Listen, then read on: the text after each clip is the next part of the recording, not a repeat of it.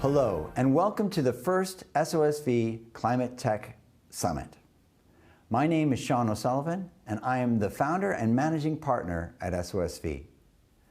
SOSV is a venture capital firm focused on human and planetary health, and we back 135 new startups every year, coming out of our programs IndieBio, Hacks, China Accelerator, Mox, and DLab.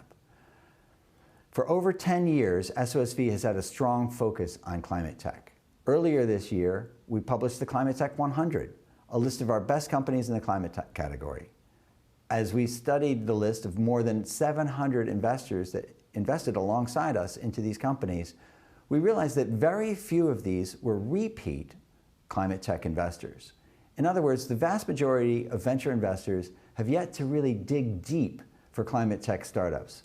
That insight was central to our decision to create the SOSV Climate Tech Summit. We realized that an event focused on the best investors and founders in climate would help educate everyone and, with any luck, speed the check writing to founders whose mission is to decarbonize our world while we still can. You might ask, why would the world turn to startups and venture capitalists to save us from climate disaster? It is a good question. Historically, VCs have been reluctant to invest in risky, hard tech companies. Can we afford to wait for VCs to accept the risk and to save the planet? The good news is we don't have to wait. We see reluctance fading very quickly. Consider the dozen or more climate funds started in recent months, and the fact that over 500 individual VCs have registered for this conference. Billions of dollars are now being planted into climate tech startups every quarter, helping create the solutions our planet so desperately needs. In part, VCs are following the tremendous leadership shown by Bill Gates' Breakthrough Energy and Jeff Bezos' $10 billion Climate Pledge Fund, among several other multi-billion-dollar private initiatives. In part, they are rising to the challenge, as Tony Fadell likes to say, of ensuring a healthy planet for their children and generations to come. In part, they can see that the risks of high tech are not as extreme as they once were, thanks to the rapid evolution of sensor technology, AI, cloud-connected devices, and biotech and biomanufacturing. These breakthroughs and others like them are emerging relentlessly year after year. In part, they see the remarkable, highly technical founders emerging from PhD programs who are deeply focused on the climate mission, and a generation of motivated youth willing to devote their lives to this area. And of course, there is that lure of astonishing profit. If, as Bill Gates says in his interview today, there are many more Teslas still to come, then VCs and founders have a lot of financial success to look forward to. For my part, let me just say, I don't believe the startup ecosystem by itself can prevent a climate catastrophe. Government must still play a decisive role through incentives, regulation, and spending in many areas, including basic research at the university level, as well as through vastly expanded SBIR and STTR grant programs administered by ARPA, NSF, and other government agencies. But given the way that democracies work, we can only expect fitful progress as voters absorb the realities of climate change. Floods, fires, heat waves, and politicians work their way through the thickets of special interests to find workable compromises. Despite the need, much government response is likely to be more reactive than proactive. There will continue to be massive mobilizations of resources to fight the forest fires, to rebuild the levee systems, and billions of dollars in emergency relief to respond to the latest droughts and floods. But this is like playing a continental-sized game of whack-a-mole.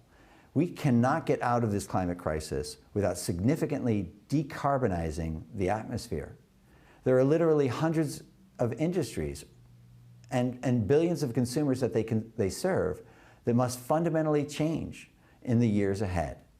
A problem this complex with hundreds of reimagined, refactored industries recalibrating in real time may seem impossible and therefore hopeless. So, are we crazy to even think that this kind of change is possible? Yeah, we are. But the good kind of crazy. Entrepreneurs and VCs look at challenges like this, roll up their sleeves and say, where should we start? Whether it's nuclear fusion, carbonless steel, carbon sequestration, through biomaterials, or plant and lab-based protein farming, we know there are many possibilities to take huge steps forward. In the decades I've been alive, I've seen unbelievable transformations. Put a computer in every desktop and in every home, as Bill Gates would say. And now, those computers are in everyone's pocket. The internet has changed our lives in hundreds of ways and opened up a world of entertainment, of information and services at everyone's fingertips. What has powered most of these changes, these innovations, and these disruptions is startups backed by venture capital. So, at SOSV, our job is to get some of these technologies and new companies started, which we do at our Hacks and IndieBio programs. There are many others who do the same kind of work, which is why we've invited 14 other programs, including Techstars, The Engine, Energy Impact Partners, to present in breakout sessions that are running alongside the content in this conference. And once those companies prove out their technology and products, it's the role of later stage venture capitalists to follow on with new rounds of funding, which is why Mayfield, Khosla, DCVC, Prelude, Amazon, and Temasek, amongst others, are speaking at this conference today. And for anyone not widely acquainted with the intelligence and commitment of the founders working in this area, we have a big cross-sampling of the best founders well on their way, like Pivot Bio's Kiersten Temi or Form Energy's Matteo Jaramillo. We also have up-and-comers like Sublime's Leah Ellis and Air Protein's Lisa Dyson. We'll also showcase some SOSV portfolio companies, and I'm sure you'll find them as stunning and as inspiring as I do. So let me just finish with this. The venture community carries an immense responsibility. Only VCs have the capital and the know-how to fund and support these indispensable founding teams. Not many of us signed up as venture capitalists thinking this sort of save the planet responsibility would fall on our shoulders. Well, it has. So let's rise to the occasion. Thank you all for coming in to see some of the world's leading lights in the climate tech revolution. Enjoy the show.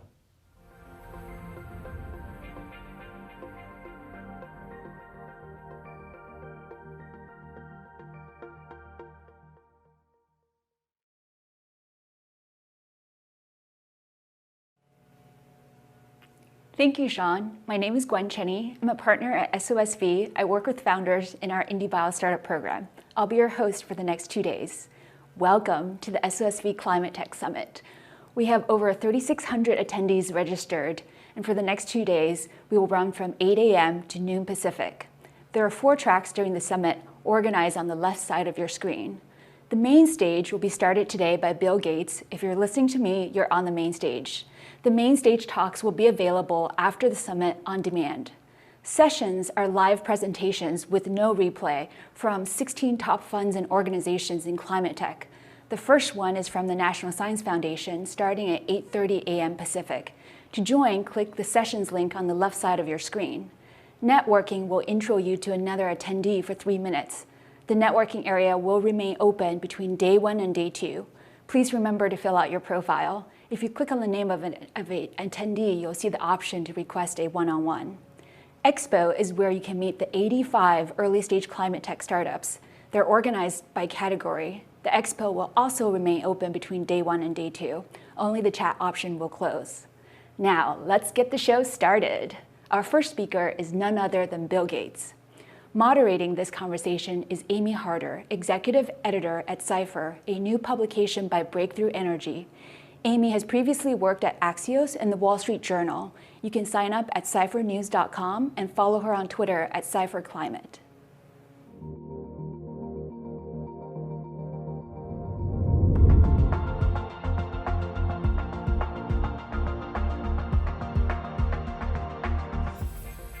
Hello, everyone, and thank you for that introduction. I'll be interviewing Bill Gates, who needs no introduction, but here is a very quick one anyway.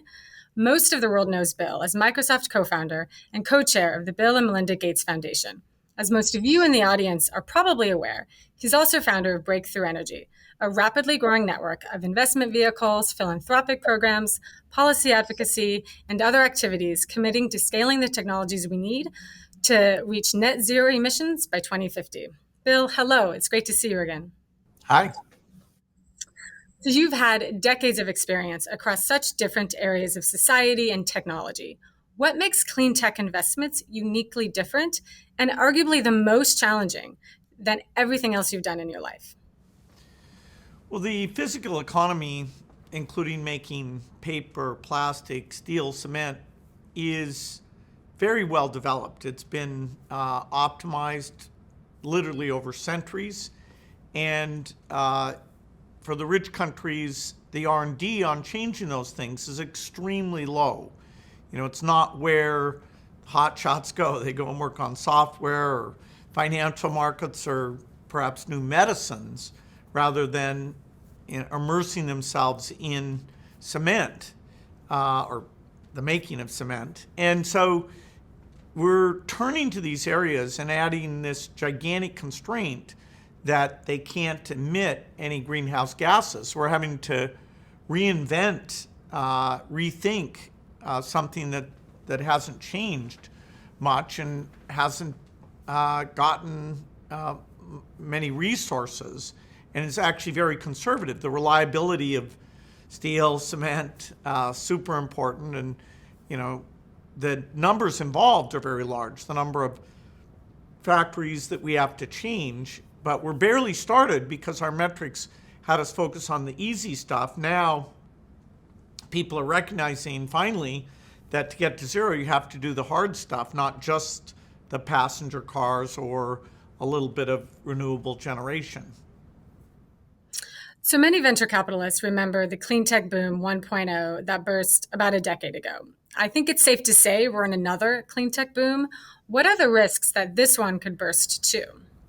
Yeah, that one wasn't actually that large. I mean, it was a very small number of venture capitalists. And I doubt more than 10 billion was deployed, and the returns were poor enough that the financial focus shifted away from that. By the time of the Paris climate talks in 2015, there was almost nothing going on because of the failures there. And there were some good lessons that came out of that in terms of the need to work with big companies, the need to have more patience, more capital, and the need to really look at the very difficult economics. And this wave now, we are talking about significant amounts of capital. That's very helpful. It's allowing a lot of these companies to get off the ground. The Breakthrough Energy Ventures work has gone way better in terms of finding good ideas and developing those ideas and getting co-investors. As those ideas progress, though, the scale of capital also gets very large. Just to do pilot projects, there's kind of a valley of death where you often will need up to $1 billion to prove out efficiency and quality at scale. So, it would be terrible to go through another negative period because we basically have about 10 years to invent these things and prove them through pilot projects that they are very economic, and then 20 years when their green premium is very tiny or zero to replace all the factories that we have today. So you mentioned Breakthrough Energy Ventures. Can you talk about that a little bit more? BEV has been at this a lot longer than others. In what unique ways is it pursuing investments that could be lessons for others? Yeah, as part of the Paris meeting where I participated in governments committing to triple their R&D, they asked me to commit that there would be capital to take on the ideas that would come out of that R&D work. And so, BEV raised fairly soon after that its first $1 billion fund. That went into a little over 40 companies. Now we have a second $1 billion fund going into additional companies. And, the depth of expertise is very unusual because this is a venture group that only does companies whose work could have a dramatic effect on climate mitigation. So very narrow focus, very deep understanding of the technology, willingness to help build management teams, to incubate companies, to bring together two nascent companies and say that they should make a single company. That's happened 3 or 4 times. And so very broad value added, and also willingness to help endorse these things so that investors who are a little less specialized get comfortable with these kinds of investments. So here we are. I'm quite excited, even in the tough areas like direct air capture, hydrogen, steel, aviation fuel. A lot of great ideas and quite a variety of approaches that even though we'll have a high failure rate, I think there's enough there that we have a likelihood of substantial success, particularly if we can get the policies that cause these technologies that start out with still pretty significant green premiums, get them scaled up so that the magic that happened with solar panels, lithium-ion batteries, that the learning curve with volume, even the early volume, the only volume that was like 4% of what the volume is today, got the rapid price reduction. So we need that across all these technologies. And coming out of the pandemic, some governments are committing substantial sums. Now, will governments spend that money wisely, connecting up to the best technology? That's a big priority for the next 5 to 10 years. That money's going to be spent. So helping it be spent in an effective fashion across all the categories is the breakthrough energy new efforts, one we call Catalyst, being at the center of that, is to help with that next stage and make it so not just rich countries and rich companies can kind of say, hey, I took care of my problem, but rather we come up with solutions that are achievable for all countries and all companies. Is Catalyst hoping to help solve the Valley of Death problem that you mentioned a couple minutes ago? Absolutely. And part of it is by getting governments to put forward some money for these projects, to put forward tax credits that bridge the green premium and try to bring market forces to bear on that. And tying up, we need big companies, we need the small innovative companies, we need governments. Governments have a lot of reason to be involved because if you pick the right projects, then you're going to create jobs in these new industries that can help make up for the fact that a lot of the, say, coal mining or other hydrocarbon-related jobs will actually go down quite dramatically as we start to achieve the path to zero. You talk a lot about time, both in your book and in conversations leading Breakthrough Energy. And time, as you know more than most, is not on our side. It takes many decades, if not more than a century, for energy systems to transition. That's too slow to avoid a climate disaster, as you write in your book. It's also too slow for venture capitalists, most of whom are used to getting returns in less than a decade. Will VCs have to get more patient to invest in climate tech, or will climate tech paybacks happen more quickly as the tech itself develops? Well, the Catalyst effort will accelerate the learning curve, and therefore for the successful technologies, the cost curve will move quickly. Even though solar was such a success, we don't have as much time. There were about 20 years where it was very low volume, and subsidies from Germany and Japan at the very beginning were key to even that volume so that industry stayed alive and kept making progress. We can't go 20 years here because we have that deadline where we want to get to zero to avoid the most damaging effects. So it's a bit unnatural. It's never been done before to move at this speed. People who follow this field and document it. Best of all, like Václav Smil, remind us that this is unprecedented. That the base that we have to replace is so gigantic that the willingness to pay higher prices, for heating homes or, taking a long distant trip or buying an airline ticket, or building basic shelter in a middle income country, the willingness to take that pain now, so hoping that all the pieces add up to get the gain, avoiding big problems out in the future, that is not a typical thing that's easy to pull off, and yet that's the imperative here. So we do need to move it at high speed. I am impressed that other venture funders are coming into these. It hasn't been a challenge to get co-funding, but that ebullient funding environment, we can't count on it being there, even for the next decade. Do you think all this new money that's been coming into climate tech investments over just the last year or two, is it going to the right places, to the hard to abate sectors that we really need to clean up to tackle climate change? Yes, bringing money into the hard categories is what's most critical right now. Just being part of financing a solar field where the green premium is pretty close to zero, that's valuable. And we need lots of money like that. Thank goodness that's not hard, because we need trillions out there.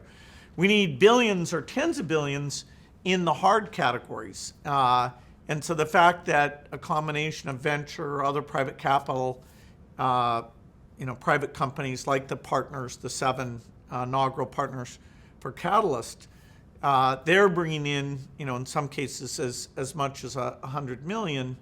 That is contributing and will shorten those timeframes. So it's a broad range of capital types, from venture way at the early stage, and then just sort of normal big investment pools. But this middle piece is where we have to be the most creative. You talk a lot about the role of government. You talk to politicians and rural leaders every day. What do you hear from them about investments in this space? Do you think they understand it? Do you think they're up to the task to bring the policy along that needs to happen in order to make these investments profitable? And what are you hoping happens in the next couple of years and leading up to the Glasgow Climate Summit? Well, the politicians, sometimes they'll think, okay, we'll just use regulation. If they're committed to the cause, then they can say, okay, we won't let you have a gasoline car, or we won't let you heat your house with natural gas, or do a construction project that's not using green cement. They have to hope, though, that the extra cost they impose there, that they're not, creating this incredible backlash about why, who is bearing that burden. Or as you have these shifts in jobs where it's very visible, some of the jobs that are going away, that doesn't create a, hey, why us, why now? If everybody else doesn't go along, maybe we'll take the pain but not even get the gain. So politicians, they need the innovation to make the scale of the sacrifice, even in rich countries, a lot less than today's technology would be. And that's why I proposed this, the progress in reducing green premiums as one of the metrics that we should constantly track and say, okay, if one is doing well, area is doing well on that, can we duplicate those tactics? If one is falling behind, do we need to shift resources on IQ and project money into that area? Because you simply can't ignore any one of the areas. Industrial, broadly defined, is actually bigger than any of electricity generation or transport or buildings or agriculture. And many of the hardest problems are in that slice of emissions. And that, I think it's only recently people have realized that just passenger cars and power generation is less than a third of what we need to do. It was the first third to go after, but we can't do this serially where we go after that and then start working on the rest of it. So you've been investing in climate technologies either through Breakthrough Energy Ventures or your own investments for some 15 years. What do you wish you knew then that you know now? Well, my climate investing is not purely return driven. So the fact that many of the battery companies, Acquion, A123, a whole bunch, weren't able to do well. Even if I'd kind of known that, it was okay that I took risks. There's some like QuantumScape, Ambry, and a few others that are still out there. One called Form Energy, which was pulled together with the support of Breakthrough Energy Ventures. So it is more promising now, and there are lessons of the companies that didn't do well. So, we had to get in and try things. Kior was converting wood into biofuels. The plant was built, and the difficulty of getting the efficiency and making that a reliable process, turned out to not be economic. So that was also a dead end. Still, I don't feel that bad about it. As of right now, actually, the investments do actually have a positive return, but that isn't how I'll measure whether my involvement was appropriate. It's all based on helping the world get to zero. So for most investors, they want to make a return probably a little bit sooner than you're prepared to wait. What advice do you have for people who want to invest in climate technology, but maybe who don't have the patience to wait? Is there a certain area of these technologies you think they should invest in? Well, the people who take the high risk on the hard areas are the ones who deserve credit for trying to solve the global problem. If you want low risk, this is, you can be part of financing solar fields, but then you're, at that point, you don't deserve any more than just, say, a bond like return, nothing significant. This is like the early days of software and computing, except that the capital requirements are higher. The need for governments to set encouraging policies is much higher. And, we should care about this enough that, unless you give immense credit to the impact of what's going on, it may not be the right space, for somebody who can't afford risk, or, if you expect near-term returns. It's, I would look elsewhere. But it sounds like also the payoff could be huge, right? If given the amount of change we need to see in our energy systems and economy, is that right?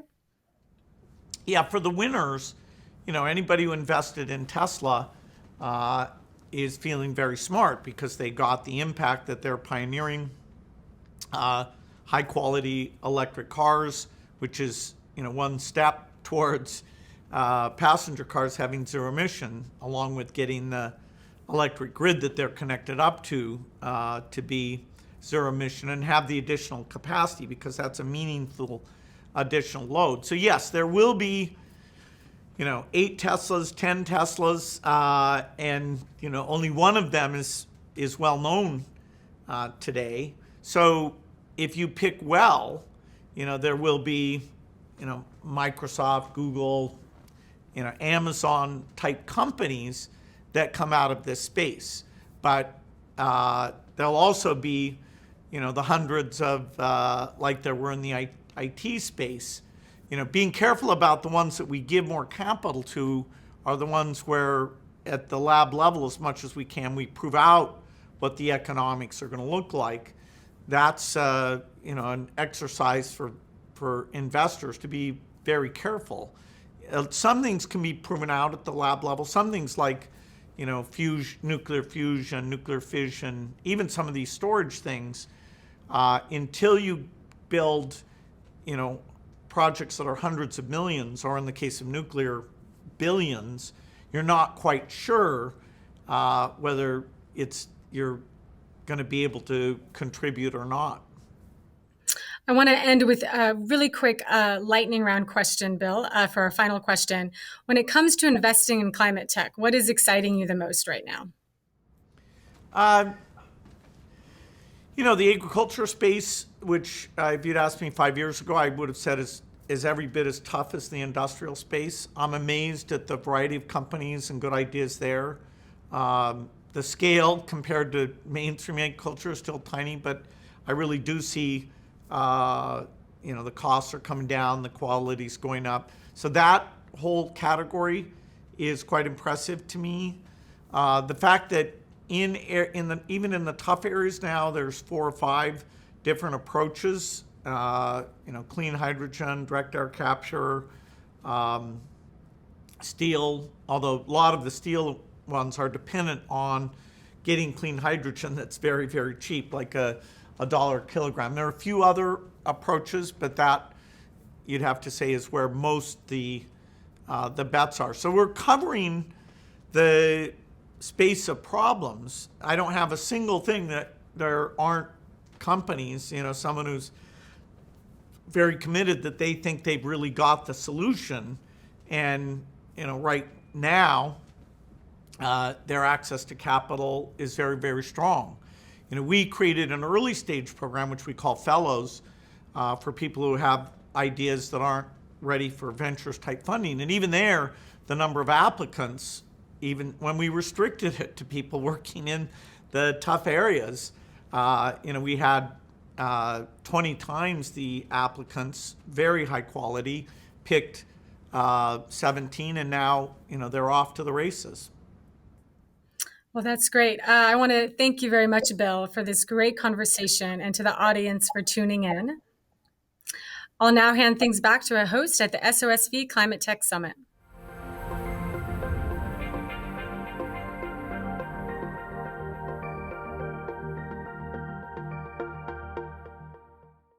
So many great points from Bill. One is that governments have lots of incentives to get involved.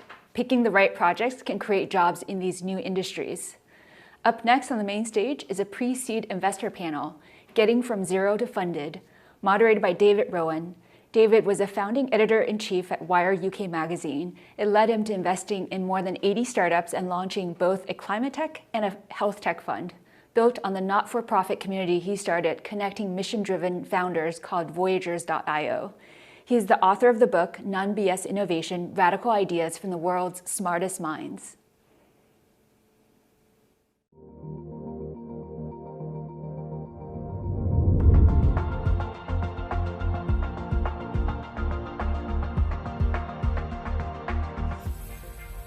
Thank you and welcome. I'm David Rowan, and we are here with some experts from around the world who are sourcing, training, and kicking off the journeys of climate tech founders who are super ambitious. We have 4 people along with me to talk about how we can optimize for the next generation of talent to create the most effective as well as ambitious climate tech founders.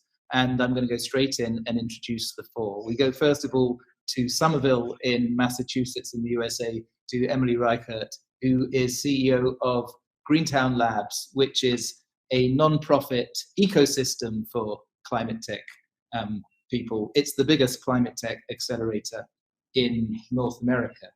We also go then to Norway, to Oslo, where we have Audun Abelsnes, who works with Techstars. He's MG of Techstars Energy, based in Oslo, and also in the Oslo ecosystem, but bringing in talent from lots of countries, is Nina Heir from Catapult VC. And Catapult, I think the last time I looked, you'd screened about 13,000 startups from about 100 countries, and you've invested in around 140. We'll talk about what you're looking for and how you find them. And then finally, at SOSV, which has IndieBio and Hacks and some other very ambitious accelerators, more than $1 billion under management. Welcome, Bronson. You've probably read some of his best-selling books. He's done what I've tried to do, which is make that journey from journalism. I ran Wired in the UK to the world of emerging talent. And the latest book, Poe, that I've read of yours, which I wish I could get you to sign in person, is Decoding the World, which sets out your thesis about how the climate tech entrepreneurs are going to solve a lot of our problems. So welcome, all of you. So I'm going to kick off with, because you have this central role in filtering the talent that gets the early help, that gets the funding, what are you looking for when you've got hundreds of companies, some of them extremely early stage applying, and you have to decide who to allow in? So I'm going to start with Emily, but we're going to go quickly through the group. What are you looking for? Well, thanks. And as the largest climate tech incubator in North America, I'd say that what we're looking for first and foremost is to support entrepreneurs who are doing the really hard stuff. And at Greentown, climate tech means to me that we are working with companies tackling challenges within the very largest greenhouse gas emitting sectors, being electricity, buildings, transportation, agriculture, and manufacturing. We're particularly seeing an increasing focus and companies applying to us who are working on those harder to decarbonize industries. It's not just about solar and wind anymore, folks. It is really about developing technologies that will need to be scaled through a wide range of resources that we provide at Greentown Labs. And just another comment, we don't invest or take equity in our companies. We're a mission-based organization, and so our job is really to empower entrepreneurs, help them get their technology out in the world where it can make a difference to climate change. We provide them with community, resources, and space, especially laboratory space, that they need to do so. And what is it that puts applicants immediately in the no pile? What do you see sometimes that you think this is not going to work? Well, often they go in the no pile if they are too early for us. So we typically are looking for companies that have already raised some seed investment, angel capital, have received a grant from the government, or otherwise have been diligenced, so that we know that they are well on their way to the stage that we really support, which is the seed to Series A path. For this type of company, that usually takes about 2 years. And during their time with us, they are building and really iterating on a prototype, testing that prototype in a real world environment, building their team, finding partners and first customers. And that is ultimately what gets them out of the incubator and to scale. Nina, you are putting your money where your mouth is. You are making investments in these companies. What are you looking for? What's your sweet spot? Oh, that's a good question, and it has changed a little bit also over the time where Catapult has existed since 2017. I think the three most important things that we'll look for now is, of course, the team, as every other investor, and both kind of their background and real hands-on experience with the problem that they're trying to solve, but also their ability to attract new talent directly to their teams, but also in terms of boards and other investors that they already have. So that being one part, and one of the other part is that they have some traction. So we're looking for companies that they have a validated product market fit, they have paying customers, or at least they're at a TRL level beyond 5-6, so that we can help them on their scaling stage. That's kind of the companies that we're looking for, and also the impact part. So what we call true impact, that they're actually helping solve real problems, and especially now on our climate and ocean investments, everything related to reducing or removing CO2 or other types of greenhouse gases. It's the three most important parts, and then there are a list of other criteria that we also look for. And when you're validating the team, how important is it that one or more of the founders have a science background? Oh, that depends. It depends on the technology that they're building, on the problem that they're trying to solve. Sometimes it's really necessary that you have that type of competence or experience in the core team. But in other companies, it's fine that they have an advisor or board member or good relations to universities or other research development facilities, for instance.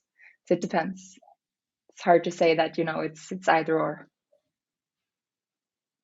Audun, you're also Norway-based. You are seeing energy companies, though, from lots of countries applying to be part of the Techstars energy program.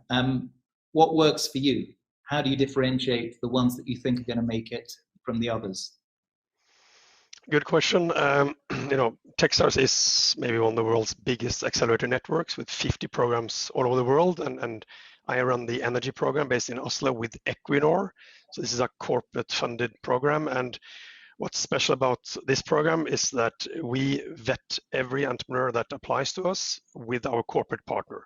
So all the companies that apply actually having interviews with us, but they're also having interviews with Equinor subject matter experts and also Equinor's venture teams before we actually get everyone together and we select, the final top 10 that actually will get through the final selection criteria in the end. It's a very long process, but it boils a lot down to the teams, but also traction, because we learned over time that companies that have traction, that have demonstrated some form of commercial relationship with a large energy company, actually tend to do much better in the program. And just as an example, our 2018 class in Techstars Energy is actually now worth more than $350 million. So that's pretty impressive for a startup accelerator, right? And we're very proud of that. So we get to see these really good companies and we surround them with massive amount of supports from Equinor. We also have 5 full-time consultants from Capgemini pushing these entrepreneurs through this program and accelerate them in the other end. And what do you wish that a lot of the founders understood before they apply, that they learn during the program? What's the naivety that you see? If I can be brutally frank here, one of the naivety that I see in a lot of founders is that they think it's fairly easy to navigate a large corporation. One of the things that's close to my heart is just the super differences between a startup and a big corporation. The DNAs of a startup and a big corporate is just totally different. And startups think that it's easy to navigate and it's easy to get a deal with a large corporation in a matter of weeks or months. It rarely happens. It takes 6 months, a year before you're able to make, proper traction. And I wish, a lot of these young companies understood that before they apply. But we hold their hand and we try to, build that bridge between a big corporation and them. But it takes time. It takes a lot of time. Not just technical risk and science risk and financial risk, but also sales cycle risk, go to market. And also just navigating, right? Navigating, stakeholders internally, who's their champion and so forth. It's complicated, but it's something we love helping the founders, right? To get right. Well, I guess that's one of the values of working with an incubator and accelerator. You have access points to the right people. Po, IndieBio is increasingly a factory for producing super high value companies, unicorn companies using synthetic bio or other science-based approaches. You have a great track record so far. Tell us the secret to who you say no to at the beginning. We are looking for founders who may not walk into their first interview understanding how fast they need to go, but we will brainstorm with them. We will teach them in the meeting, and we will see if they respond. See, we want people who are willing to go fast. Not everyone is. And there's a disconnect because they may be coming out of the world of grants, which are slow, or there may be just a paper plan. We funded some companies that were paper plans during the pandemic. They hadn't even defended their thesis yet, hadn't even left their job as a postdoc. And, they're now worth $100 million. And because they were suddenly willing to go fast, I get it. Nobody really knows how fast the world is going to electrify. Nobody really knows what the energy source for intercontinental shipping is going to be, or trans-ocean shipping is going to, we have to figure this stuff out, but do not assume all that's going to happen slowly. And when founders are sort of saying, look, I'll take my time, I don't need to hire that fast, what's the big deal, I got $4 million in ARPA-E coming in, that's where we're like, they're not going to go fast enough. for the rules of venture capital. That's a perfectly good way to build a business, but not in venture capital. So speed we take scientists who have absolutely zero background, who have zero expectations about how you navigate a corporation. They've never done it before, wouldn't know the start. But we look for people who will learn really fast. People who in just a couple of interviews, we see how fast they learn. And then I know I can teach them because I've navigated thousands of corporations. So I can teach them. I need them to be able to learn. Do you have a trick interview question that lets you know whether this is a teachable founder? Are there some hacks you can share? Okay, well, I don't have any standard questions, but I asked a good one of a founder just a couple of weeks ago because I got this feeling that this founder, brilliant scientist that he was also very empathic. And so in front of my team who'd never seen this question before, I asked him this question. What's the next question I'm going to ask you? To see if he could read, because we have different people on our team of different styles, if he could read me to understand where I was going. And he got really close and my team was blown away. And I said, here was the question. I was like, so we are looking for empathy, connection, trust building, not like I'm going to get money because I built my robot and it makes sense, but because you can trust me and I want to love you and I want to work with you, and understanding that aspect is what it takes to do great things in this world, in every part of our world. I'm going to share with you one of my hacks as well. I run a community of people working in climate tech called Voyagers, and we have a little fund from the community. And one of the questions that I find really effective is, okay, I've heard your pitch. It's 5 years from now, the counter history, you failed. You're back, trying to get a job in a bar or something. Talk through why you failed. And there's no right answer, but I think it's awareness of the real risks that they're facing. If everything's shiny and perfect, often they're not prepared for the level of competition, for the funding risk, for the technical risk. But don't tell anybody, because I still want to use that question. So we talked a bit about what we need from we talked a bit about what we need from founders. What do founders need from investors? What makes a genuinely helpful investor partnership? And I'm going to throw this to any of you because you're at the sharp end. What do you see that investors, if they're adding genuine value, can genuinely offer? Well, I can start by taking that one. And of course, we're not an investor, but I'd say we definitely are teeing startups up for investment. And over the past 10 years, I think we've developed a pretty good sense of what founders need. First thing, just to clarify, is we focus on climate tech exclusively, and we also focus on companies that are building hardware or equipment that will ultimately need to be manufactured. And I'd say that if you asked a startup, what do they get from Greentown Labs first and foremost, they will say community. It is a very lonely, long haul to be an entrepreneur, period. But when you add climate tech to that and you add doing a science and engineering company, that adds a lot of stress. It's a long time. And so having fellow entrepreneurs that you can work with, share ideas with, share interns with, share tools with, has been the thing that our founders have appreciated the most.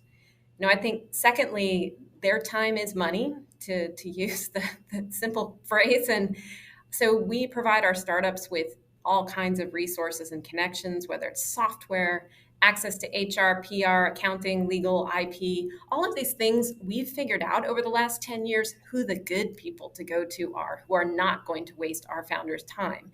And so therefore, we've set it all up. All they have to do is click on a link and they can access it.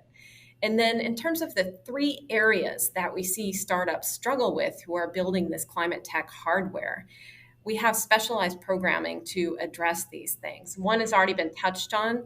These companies are going to need corporate partners to get to scale. End of story. These are mostly B2B companies. So they need partners to pilot technology. They need customers. They need folks who are going to do joint development with them. And those are hard relationships to build and maintain. So we have programming specifically around that called Greentown Launch.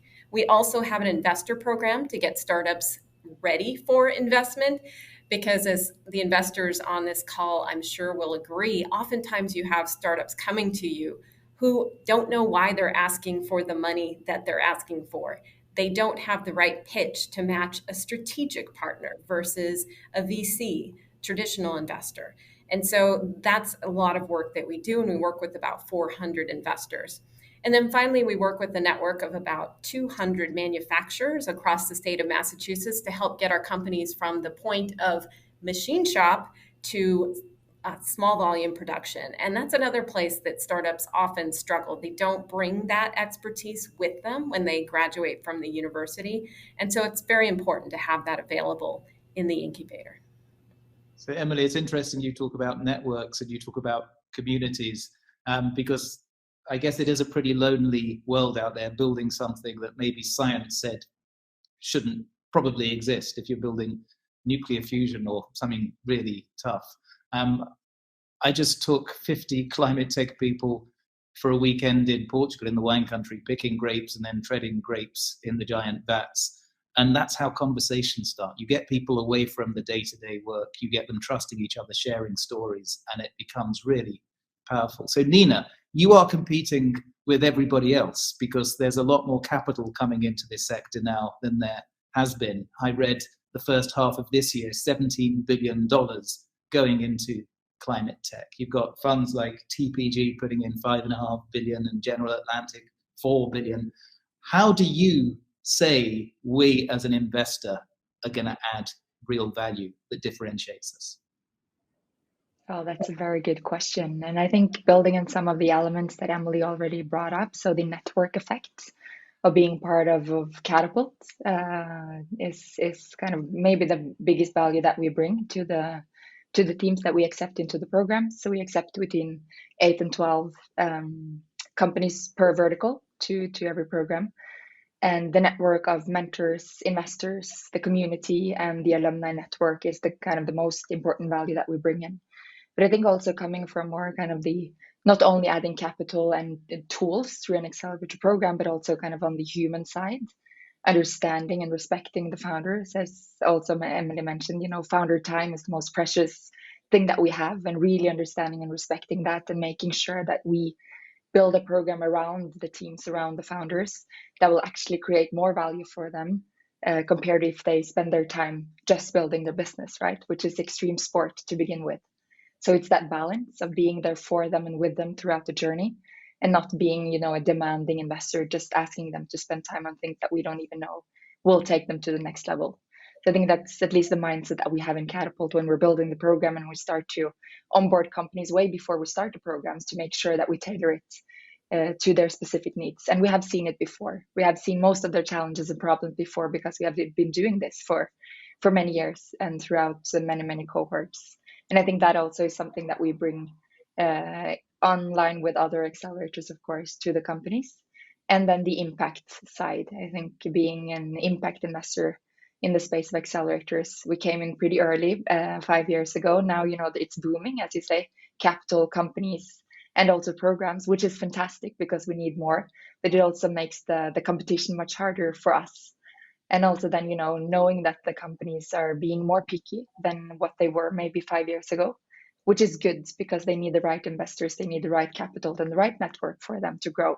And for us also to understand that there's a two-sided match to be successful, both for us and for the companies. A lot has changed though in 5 years, Nina. I mean, climate tech has gone from being a difficult sector to being one of the hottest sectors. And that is throwing an awful lot of capital in from the top. Po, when you see how much money is now coming into the field, you're investing early stage, you're helping kick off the journey of a lot of these quite ambitious companies. How do you prepare them for the best decision making about who to partner with when capital increasingly becomes a commodity at Series A, Series B, because there's so much of it currently out there? Great question. It becomes a commodity. Like at Series B is this new story that the media is telling. I don't actually believe that, but there's certainly, it's going in that direction where you can, once you've got customers people can just call those customers, say, hey, how do you like this company? They say, great. And then a term sheet shows up the next day. But that's not happening at the super early stage. To be clear, all this new money is largely later stage. It is so hard for the startups. And even we have incredibly prestigious people around this room right now. Even when we go in, it's still incredibly hard for them. And this idea that somehow I'm a climate tech startup and people just throw money at me, that does not happen. And I think, what we try to do, we obviously at SOSV, whether it's at Hacks or we have major hardware center, or at IndieBio where we have labs, or at Mox where we have massive internet traffic to help those companies. And we have great experienced teams and mentor networks like everybody. But what we really do is say, hey, I'm going to sit with you. Like your desk is 3 desks away from mine, and I'm going to see you day in, day out. And if you're not here and you're at your lab somewhere else in the world, I'm still going to call you every day and work with you, because we pledge to work with you on your team. And when you only have 2 or 3 people, it sure helps to have 7, 8 more people saying, I'm going to come in and muscle up and help you day in, day out. I'll make phone calls with you. Like you essentially sort of like getting a halftime team full on your company. And I know at IndieBio, you invest in food tech, in regenerative agriculture, in new materials. Some of those sectors seem very hot at the moment. Food tech, there is so much capital going in. Do you actively look to balance the portfolio away from some of the hottest sectors now, so you'll get access to companies that may have less competition? We will still do food companies because the alt protein sector is only 2.5% of this $2 trillion market, and it's going to take new things to do it.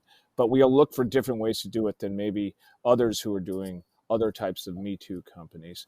But yeah, we're doing energy companies now. We're doing wide variety of sustainability companies. And we have seen our food portfolio grow even faster than our others, but our materials companies are coming in right behind it. And we would expect nobody knows how fast the energy markets are going to convert and flip over. We just don't know. And the fact that you don't know, you shouldn't pretend you know. You should be ready to go as fast as you can. Audun, in the energy sector, there's an awful lot of creativity plus science plus capital coming in. But give us a reality check. Tell us what you think differentiates the founder that is going to make it through. You mentioned understanding sales cycles, but what else do they need to know now?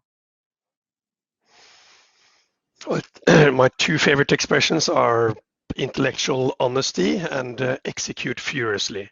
That's my 2 things that I look for in founders. So I don't think this is maybe different from the energy versus other sectors, but I always look for founders that are intellectually honest, which means that they can come to us and talk to us and actually be able to be vulnerable also and tell us where they need help, because we surround our founders with a lot of mentors, hand-picked, rated mentors, more than 120 of them, high quality people from Equinor and our core partners, Capgemini, plus our broad network internationally. And the founders that we work with, they need to be intellectually honest. They need to be able to accept help to help them push through their problems. That's one thing. And 2, it's execute furiously. So I always like to work with founders who are just able to do that little X thing.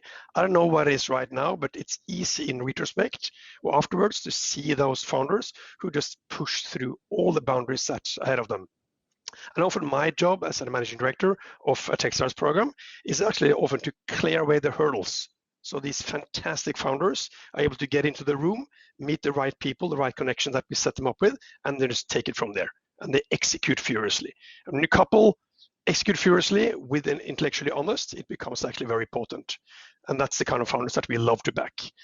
And when you have that in the energy space and you have a lot of capital available, you build a lot of valuable companies. And those are the companies that we invested in Techstars Energy. Totally agree with you about asking for help.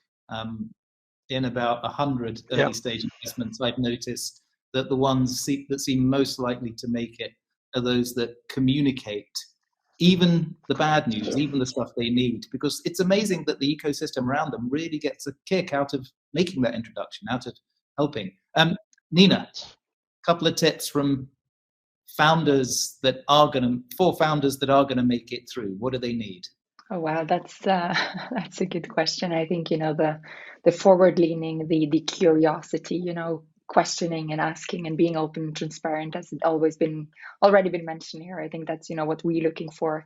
Since we're taking the companies that we are investing in through an accelerator program, we are dependent on them being coachable and wanting to be part of things, wanting to learn and challenge what they're already doing to see if things can be done in a better or more efficient way.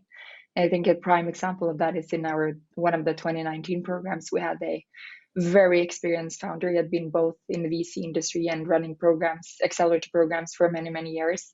And he was the one that, was always on the front row, always questioning, always preparing, always challenging the others, always asking questions. And that company raised their Series B this summer as the first on the Catapult portfolio. I can't say that, that was the reason. It's the whole team and their CEO and everyone else. But, it's something about the mindset, really wanting to, instead of thinking that you know everything from before, and also building trust within the community and network that you're part of. Bringing on other people smarter than you to take you towards success. So stay hungry, stay foolish, stay curious, as well as intellectually honest. Emily, last tip for the founders that you think are more likely to make it. I think these founders understand what it takes and that it's going to be a long haul. And you especially see that with second or third time entrepreneurs. Some of those are absolutely the most successful because they know what's going to go into actually getting to the point you need to get to, whether it's to the next round or to that technological milestone. I think the other things that I would say just quickly, really founders understanding the type of capital that they need to get there. That is often a problem. It is not a one-size-fits-all type of situation. And so understanding whether it's strategic capital, venture capital, angel investment, grants, other pathways, customer relationships, purchase orders, like what is the best route for a particular company? It needs to be very thoughtful. Obviously building a solid team, but I think more importantly, building a diverse team, because that's a resilient team. And some of the best founding teams I've seen are those that start out with strong,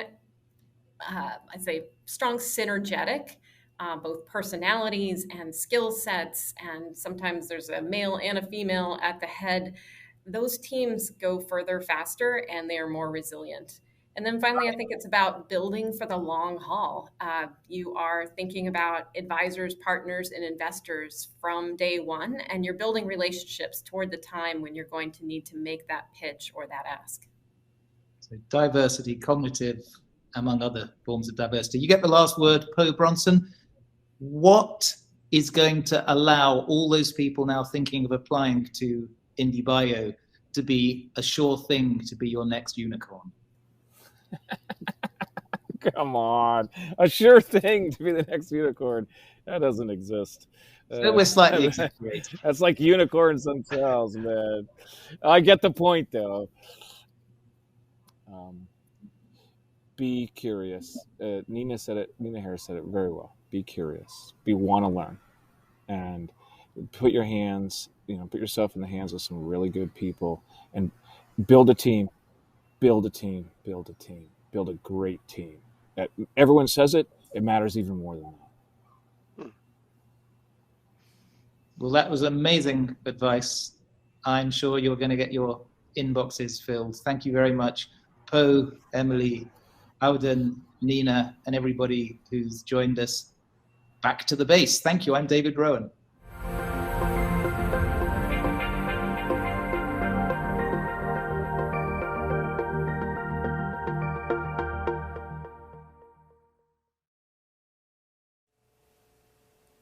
Great investor panel. There are many opportunities for founders, with or without a PhD, before or after an angel round, with corporate partners, or being a standalone company. Don't forget to check out the sessions track currently featuring Techstars Energy. And next on the main stage track is LanzaTech, Capturing Carbon, moderated by John Schieber, editor at Robert Downey Jr.'s Footprint Coalition. Prior to joining Footprint, John was an editor at TechCrunch, where he covered the climate beat. He was previously a senior reporter for Dow Jones, covering venture capital from New York and Shanghai.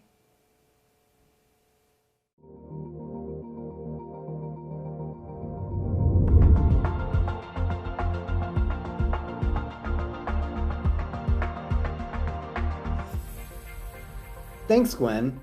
Thanks so much for tuning in to everyone in the audience. We have a great session here right now. I am joined by the inestimable and incredible Dr. Jennifer Holmgren. She's the CEO of LanzaTech and previously worked as the general manager of the renewable energy and chemicals business at UOP, which is a Honeywell corporation unit. Jennifer, thanks so much for being here. I appreciate it. There's so much to talk about. Let's just jump right in, I think.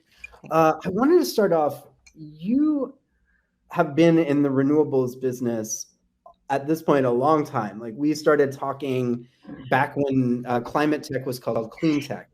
And I was wondering if you could give the folks in the audience just a few words about how they should think through this current boom and how you approached things when sort of that boom went away. So in the interim, the sort of lean years of climate, how did you manage to keep LanzaTech on an even keel and moving forward during those sort of lean years? Yeah, we did it in two ways. So one is we're very fortunate to have some investors that stuck with us. You're going to hear from Vinod Khosla. Vinod was there from the beginning, and he's still there. And with his support, that really helped get other investors. We also kind of pivoted more to strategic or long-term investors, kind of in the middle of all of that. When the money kind of dried up in Silicon Valley for the sector, that's when we started going to the Petronas and BASF and, IOC, people who cared about what we were doing as a disruptive force into their industry. And it was really patient money because they knew it would take a while, and they knew that if we were successful, they wanted to be part of it. You see a lot of concern is one, or criticism another, for corporate investors coming in, investing in technologies, in some cases acquiring those technologies and then killing them. So how did you manage this relationship between some of these larger corporate partners and yourselves to make that work, to ensure that the company's longevity, even in the face of maybe headwinds? Yeah. So actually, in our case, all of our investors, all of our corporate investors actually wanted the technology to succeed, right? Most of the people we work with understand that there is a reason for what we're doing. We're trying to reduce carbon emissions. They all want to reduce carbon emissions. So there's actually no upside. We're displacing things that they want to displace, they want to replace. So killing us has no advantage. There's a real need for our core technology in all the sectors we're participating in. So no, we're very well aligned. We're all rowing the boat in the same direction. What is that direction? Are we talking about sort of the decarbonization or defossil fuelization of the chemicals industry? Is that really where you and these companies want to head? Absolutely. I think where we're really headed is a world where fuels and chemicals can be made from waste. Our core is basically trying to show that there's enough waste carbon above ground that we don't need to dig any more out of the ground. Mm. And that means that obviously we're not focused on power, lots of renewable energy, that's a game that's done, right? And we are now focused on the hard to decarbonize sectors. So aviation fuel, marine fuel, and chemicals, like you said. And that's actually an important focus for us, and one that we like to highlight because of the fact that I don't think most people realize that 30% of the world's fossil carbon actually ends up in the stuff we use, our clothes, our toys, our, tires for our cars. And so what we're trying to show is that that is a significant market and one where we have to displace fossil. We are not done if we just decarbonize the grid. That's not good enough. We have to go way, way beyond that. Now, you mentioned fuels, and it's interesting because there's been this push around hydrogen as sort of the fuel source of choice potentially to replace things like jet fuel and marine fuel. Is the market that's sort of most interesting for y'all right now really this chemicals market, or are you still pursuing both? Oh, no, absolutely. And we are pursuing both. And because we can pursue both, because a lot of the chemical market is we go to ethanol and then use ethanol as a feedstock, right? And that can be a feedstock for aviation fuel, and that can be a feedstock for chemicals. So, the core is still the same. I think aviation is one of the most important sectors to go after. At the end of the day, we're not going to fly a wide body plane over the Atlantic on electricity, at least not in the next 20 years. I believe there's a strong need for electric aviation on short haul flights, but for long range, and also it's an industry that has 30-year equipment, right? So if you really want to decarbonize it, you need to play within the framework of the equipment that's already in play. And so that's why we've developed the drop-in fuel. And by making it from ethanol, which is a resource that can be made everywhere in the world from regional sources, it enables us to go fast. I want to focus on the chemicals industry because it seems like there are a lot of advances there as well. And there have been a number of companies that have sprung up, some in the SOS Ventures portfolio, that are taking the approach of utilizing novel biology and technologies from sort of healthcare and biosciences, CRISPR, and applying that in different ways to the production of new chemicals, right? So when you look at where your technology is and some of these newer companies that are coming to market, is there a way for you to work with them, sort of partner, take the scale that you've established already, and then bring them through, given the learning that you've already had in the market? Absolutely, and we're already doing some of that. At the end of the day, a lot of people helped us too, right?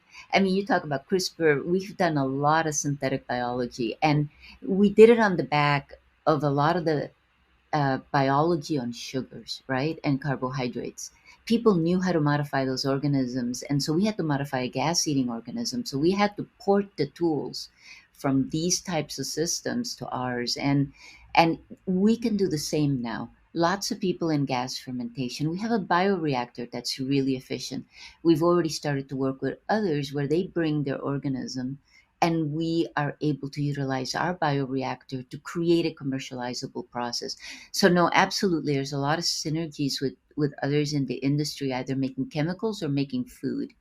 And do you look at other companies in the space, companies like Solugen, as sort of potential partners with you as well? I know that they use ethanol in their processes too, to make their chemicals, or would they be sort of not the most direct competitor, but a competitor to you in trying to sort of provide these kinds of processing technologies to other startups in the space?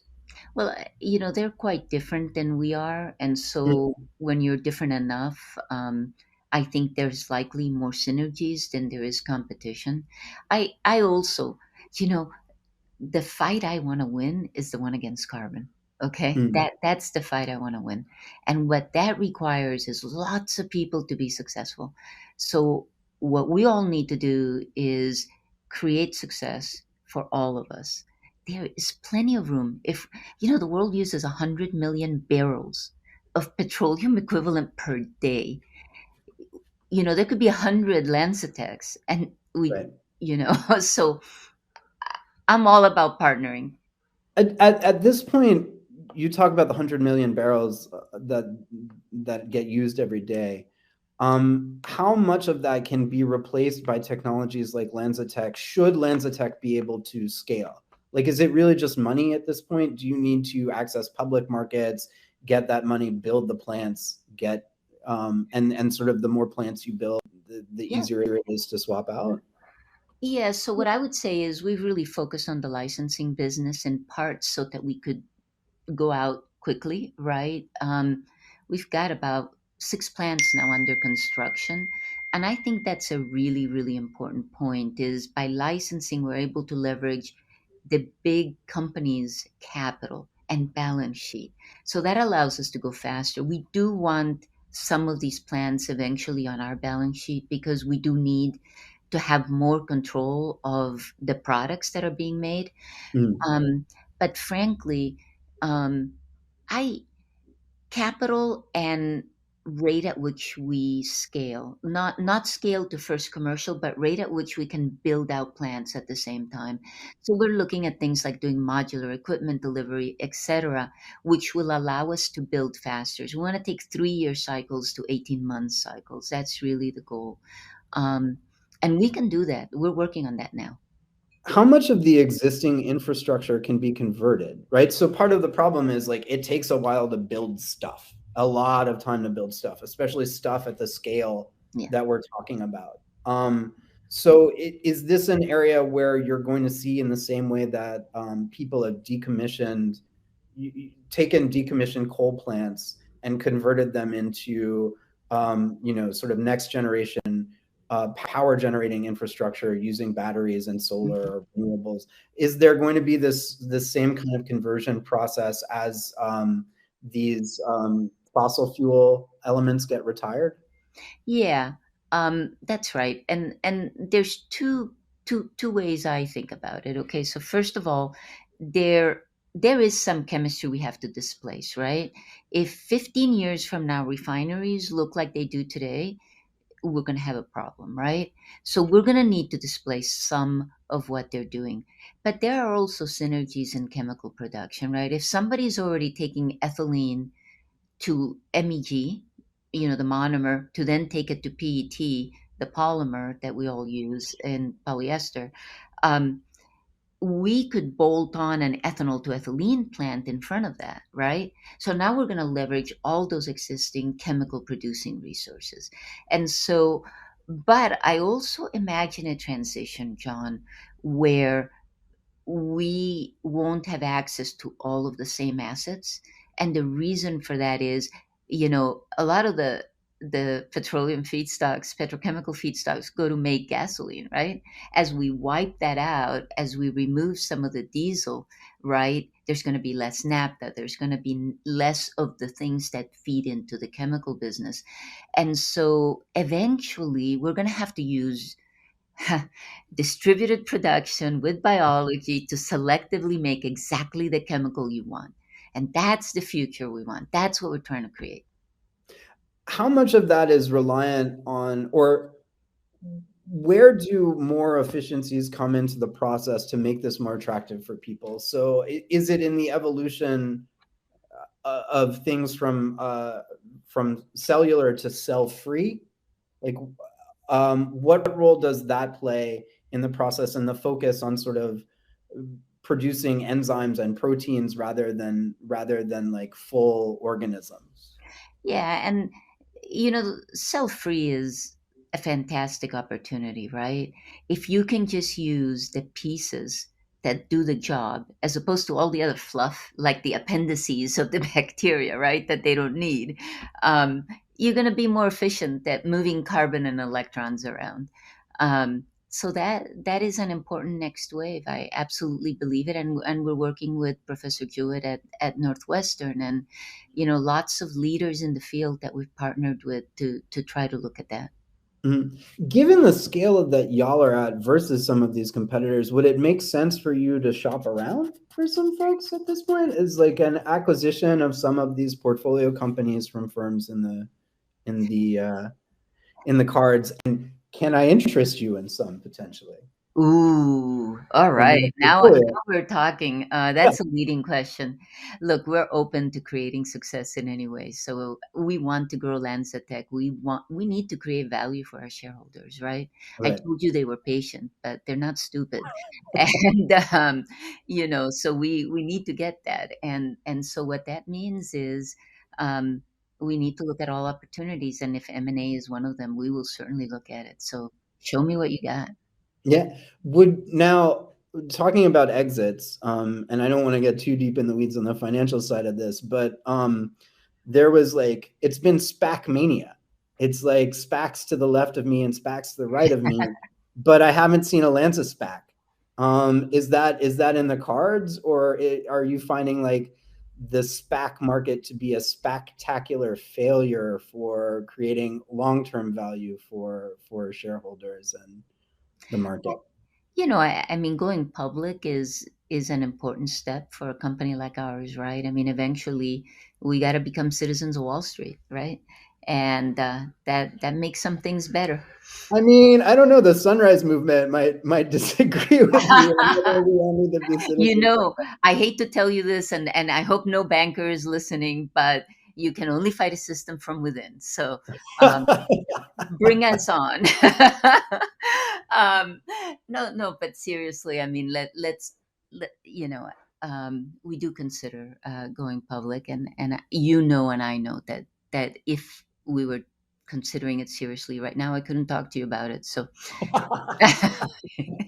Fair point. Fair point. Okay, so moving along, what sorts of levers do you want or need the government to pull to accelerate the timeline on this? Like, is the infrastructure bill as it's currently laid out and the 3.5 trillion that's in it, is any of that money going to help Lancetech, or do you need some other kinds of support from the government to encourage the adoption and the acceleration of the green chemistry industry?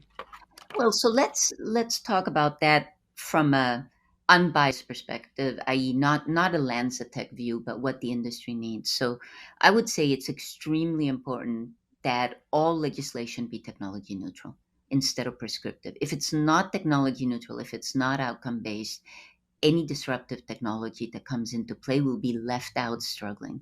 Okay. So that's my first thing for government. Two, I really think that we need to figure out how to accelerate crossing the valley of death. I have no problem with how long technology takes to develop. I have a real problem with how long it takes to go from pilot to demo in terms of raising cash, and from demo to commercial in terms of raising cash. The showing that the data and the technology works, and then spending another 18 months raising cash and another 3 years if it's a commercial plant is nonsensical and non-productive. And that is why the infrastructure bill is so important, because if we can put money to work to build facilities, we're going to enable first of a kind to get built, right? Which then is what creates the diffusion, right? The first ones lead to the next ones, and then it just goes crazy, right? It's like Right. solar, right? You couldn't see a plant, and next thing you know, they're everywhere. That's Right. what we need to create. So I'm sort of asking this to everyone, in part because I've been struck myself by some feelings of climate hopelessness these days. I've just been pretty down on the whole project, given the way that things have been locked up in Washington and other places, and the current energy crisis and the backsliding into a fossil economy that seems to be happening. And so I wonder, I'm looking to you, Dr. Holmgren, to give me a ray of hope, give me some things that you find that are positive in this environment that you think really will help accelerate us on the path to stay within that 1.5 degree bound that we need to stay within. Well, first of all, you have to have hope, John. Every carbon atom matters, and whenever we start the journey, we got to do it, right? So cannot give up. We all have to go. And but there's a lot of reasons to have hope. I have to tell you that one is the youth movement. The youth movement is tremendous, right? Mobilizing people, and this takes us back to all the 60s, pushes, which is what creates change, right? I would also say the other thing that gives me hope is that we're at, clean tech 2.0, which means investors are back in the game. And I'm also seeing more creative methods of financing ESG dollars. And I'm also seeing a few good examples of people crossing the valley of death. I raise my hand, and I hope that shows people what's possible, right? And they follow. Great new ideas, great new ideas out there. And we're going to get this done. We have to get it done. Yeah. And with that, I think we are unfortunately out of time. I could talk to you for hours, but I think we're all done.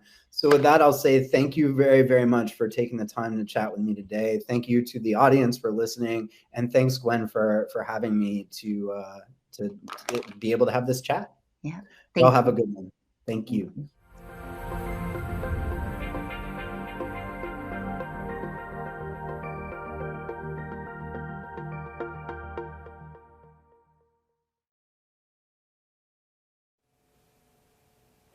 Loved Jennifer's advice of picking investors that will stand by you during the lean times and adding strategic investors as a way to navigate the valley of death, which is the phase from pilot to full commercialization.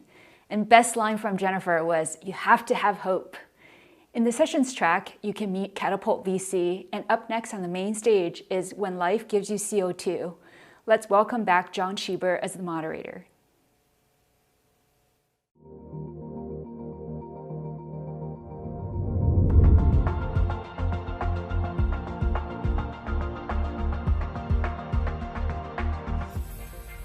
Thanks, Gwen. I'm really happy to be here. It's great to be a part of this wonderful event that SOSV is putting together. I have an even more illustrious panel than myself who's going to be joining me to suss out some of the issues around carbon capture, sequestration, and utilization. I want to start by introducing this great panel. First, we have Josh Santos, who is an MIT-educated chemical engineer and the founder and co-founder and CEO of Noya. That company is reducing upfront capital costs and time required to perform direct air carbon capture by retrofitting industrial equipment like cooling towers to capture CO2. He previously worked scaling electric vehicle production at Tesla and at Harley-Davidson. We also have Clea Kolster, who's the director of science at Lower Carbon. She leads the firm's direction, diligence, and support of companies that can remove, reduce, or mitigate impacts of atmospheric CO2. Dr. Kolster is a chemical engineer who's worked with various decarbonization technologies, affording her a deep understanding of energy systems and climate policy. And she helps Lower Carbon with its mission to unexpletive the world. Can we say unfuck, Ned? Anyone? I think I'm going to say it. I just did. Woo, look at me. Last but certainly not least, we have David Say. He's a graduate of Princeton University who previously managed the aquaculture seed fund Aquacopia. David now leads Novo Nutrients, which transforms CO2 into alternative proteins for feed and food. Y'all, thanks so much for taking the time. It is a pleasure and a privilege to be with you today. So I think, Clea, I want to start with you, and I'm going to start with a really big question that could take the entire length of our discussion time here, but hopefully you'll be able to handle it in a concise and clearer manner than I could. I'm wondering what role you see these kinds of technologies, carbon capture and utilization, play in climate mitigation versus sort of industrial decarbonization or the advancement of fossil-free energy generation. How important is it, and how much money should people be putting behind it? Thanks, John. That's an awesome question. So the shortest answer to that is we need all of it. You can't do one without the other. But I'm going to go through some numbers that might help put this into a little bit of perspective. So ultimately, we need to remove on the order of trillions of tons of CO2 from the atmosphere. And that translates to the carbon removal business basically taking on the oil and gas industry. So I'm going to go into some of those numbers, but basically today we've emitted on the order of about a few trillion tons of CO2. We've increased our average surface temperature to about 1 degree C, and we're looking at this dire goal of limiting that temperature increase to 1.5. So the combination of the fact that we continue to put about 50 gigatons of CO2 in the atmosphere every year means that we have about 8 years roughly before we hit that limit. So all in all, we need to do everything to decarbonize as fast as possible. But unfortunately, even the way that we stand today, we're seeing the advent of wildfires, floods, hurricanes just become a way too frequent occurrence. And that is reflective of the fact that we have emitted that much CO2 and other greenhouse gases into the atmosphere. So whether we achieve net zero or not, we need to roll back the amount of CO2 that we've emitted. So one more set of numbers. I mentioned that the carbon removal generally needs to become on the order of the size of the oil and gas industry, $1 trillion market. So today we remove very little CO2 from the atmosphere. Voluntary markets have grown very fast, but that's about $1 billion industry. And when you think about that with respect to the petrochemicals industry, for example, and the fact that everything really stems from a carbon chain, why not leverage that and take the CO2 that we can remove or capture from industrial sources and put those into those very large markets? The petrochemicals industry is about a $500 billion annual industry. The global aviation fuel industry is another $200 billion. And we can make most of those things through new processes that we've developed, that we have great scientists, including the ones here, that have developed to take CO2 and make valuable products. So to conclude, we need it all, but we definitely need to be thinking about large-scale carbon removal. And I'm excited to hear the perspective of the panelists that we have here today on that. Yeah, and I think this is a great time to sort of get the take of the two entrepreneurs in the room on how they see this thing shaking out and the roles that they see in this process. So Josh, you sit at sort of one end of the spectrum, and I'd love for you to talk a little bit about exactly where Neue does sit in this process and whether you are more geared towards helping folks on the utilization side, so taking some of the existing carbon and turning it into other materials, or whether you can work with some of the folks that are looking at sequestration alone. And if you could give me your thoughts on sort of Neue's particular application, given the size of the kinds of systems that y'all are developing, I'd appreciate it. Thanks, John, and appreciate the intro from Clea as well. The work that we're doing at Neue is unique and different, I would say, from what a lot of other people in carbon capture, and specifically direct air capture, are running on. Our approach utilizes existing pieces of industrial equipment to capture CO2, and these existing pieces of equipment are spread out all across the United States. The cooling towers that we're retrofitting exist in the millions. There are 2 million of them that are all across the United States that we can go retrofit and turn into DAC machines wherever they stand. And so we are going to have the opportunity to build this massive distributed network of carbon vacuums that's essentially hoovering, if I can use that verb, carbon out of the atmosphere and putting it to work. That work can exist and will exist in many different forms. There may be some instances where it makes more sense for us to take that CO2 and provide it to people that are turning it into useful products, be it what we used to think of as petrochemicals that we need a new name for now, or whether it's something else entirely that we're just using to make a good or that people are going to use. That's one use case that our CO2 is going to be able to use, and we're going to be able to meet that need wherever it is, because our carbon vacuums are going to be likely within 10 to 20 miles of the point of consumption for each of these processes as they come up. And so we're going to be right where the people are, and we're going to be able to provide it to them very easily. We're also going to be able to provide CO2 to people that are doing sequestration alone. And boy, do we need a ton of that. Tons, I guess I should say. If you look at the 2 million cooling towers that are across the US, and estimate how much CO2 those cooling towers can capture just using average amounts that we've gathered in our existence so far, we estimate that there is a total CO2 capture potential of 10 billion tons of CO2 from the atmosphere each year using just American infrastructure that already exists. That 10 billion tons is too much for one market to consume. It's too much for utilization market. And so we're going to do both. And we're going to do both wherever the people that are doing those things with the CO2 that we produce already exist. And so, John, I think the answer to your question is we're going to do everything because we're going to be right next to where the people are, and we're going to do it big.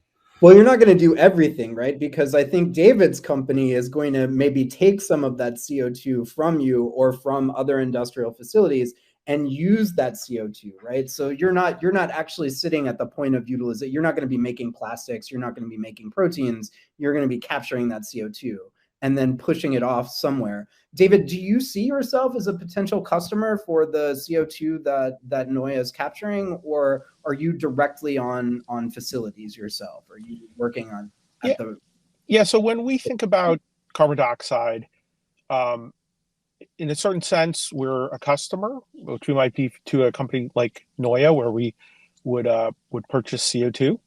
And in other situations, we'll be a vendor of, for taking carbon, because we don't need pure CO2 to do our precision fermentation and create healthy alternative proteins and other products. And so we look forward to be able to play, in a certain sense, a little bit on the carbon capture side, but mostly on the utilization side. And when you think about the sort of capacity that you have, or your technologies or technologies like yours have to absorb the CO2 that needs to be pulled out of the atmosphere, and you talk about this capacity that Josh was speaking to of about 10 billion tons annually, like how much of that do you think a new sort of food system can absorb that's going to be utilizing this? Yeah, so is that a weird question? No, you could say, John, that's a really weird question. No, it's not a weird question at all. It's something that I actually think about a lot. So one data point is that the amount of animal feed that is made every year is something above 1 billion tons each year. And so basically, at a 2-to-1 ratio of CO2 mass to, resulting protein product mass, you could, in a certain sense, replacing that could be a 2 gigaton a year utilization. And there are certainly other applications for this hydrogen biosynthesis type biomanufacturing that we do. And just to be clear, we're interested in CO2 from both emitters, who are the current polluters essentially, and to help make a transition to a world where we're not only putting less CO2 up into the atmosphere every year, but also taking a lot down. Now, Clea, as an investor, when you look at some of these different technologies, and there are a lot of companies that are claiming sort of utilization opportunities, are all of these utilization methodologies created equally? By which I mean, like, I don't want to single anybody out, but let's say you're making booze from captured CO2.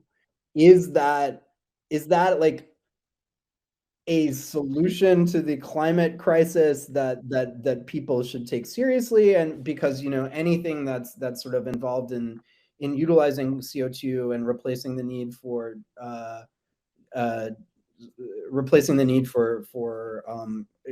cultivation of land, additional agricultural cultivation, or whatever else. Is that viable and a valid argument, or is some of this stuff kind of, it's not greenwashing, but maybe it's greenwashing? That's a great question, John. And to my earlier point, we need to essentially remove about 1 trillion tons of CO2 from the atmosphere by the end of the century. We need to get to something on the order of 10 billion tons of CO2 removed annually in the next couple decades. So to the extent that you have markets that can incentivize and pay high prices for CO2 and incentivize the deployment of direct air capture and get more of that removed, I'm happy about that. But the point that you're making is around claiming whether or not you're actually reducing net CO2 emissions. And so there are two aspects of that. There's the fact that, for example, in the chemicals industry, you're extracting fossil fuels typically to conduct those processes, and it's very interesting. But 30% of the value of a barrel comes from only 4% of its actual mass, which is in that chemical piece. So to the extent that you can reduce the value of fossil fuels by finding ways to utilize CO2 and displacing those emissions that way, I'm very happy with that. Ultimately, we need to get trillion tons of CO2 sequestered underground, right? That is the ultimate solution. But in the meantime, if we can incentivize that with markets such as, whether that's booze or ideally things like what David is working on, for example, around protein, and plenty of others are, at different levels of permanence. That's great in terms of incentivizing the market. If they're willing to pay high prices for CO2 and get the financing there to fund large scale direct air capture, have every single cooling tower in the United States be retrofitted with Neua's technology. That's what I'm most interested in.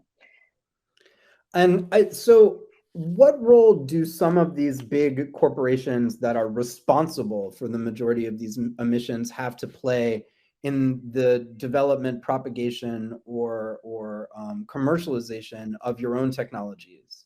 So do you see some of these traditional fossil fuel industry players as partners, as go-to-market partners, or as obstacles to the development of your technology? And when do you reach out to them? David, well, Josh, I think this is a question for you, and then David, I have a question for you as well afterwards. So Josh, if you wouldn't mind taking this one. Yeah, it's a very interesting question to think about, because generally speaking, the people who are most responsible for the annual emissions that we see globally are also the people that have some of the biggest pieces of equipment available to retrofit. It's something that we think a lot about it at Neua, and fundamentally where we fall is that we need to be pulling as much CO2 out of the sky as possible, as quickly as possible. And if there is a path towards doing that with the existing big oil companies, we'd love to explore those. What we are going to always make sure of, though, is that if and when we were to partner with them, it is for that use alone. We want to make sure that since they have the largest pieces of equipment and the largest assets that are available, every single gram of CO2 we capture would be removed and permanently stored from the atmosphere. We do not want to do really anything else in partnership with those types of companies, because we think that it's a great use of the assets that they have, right?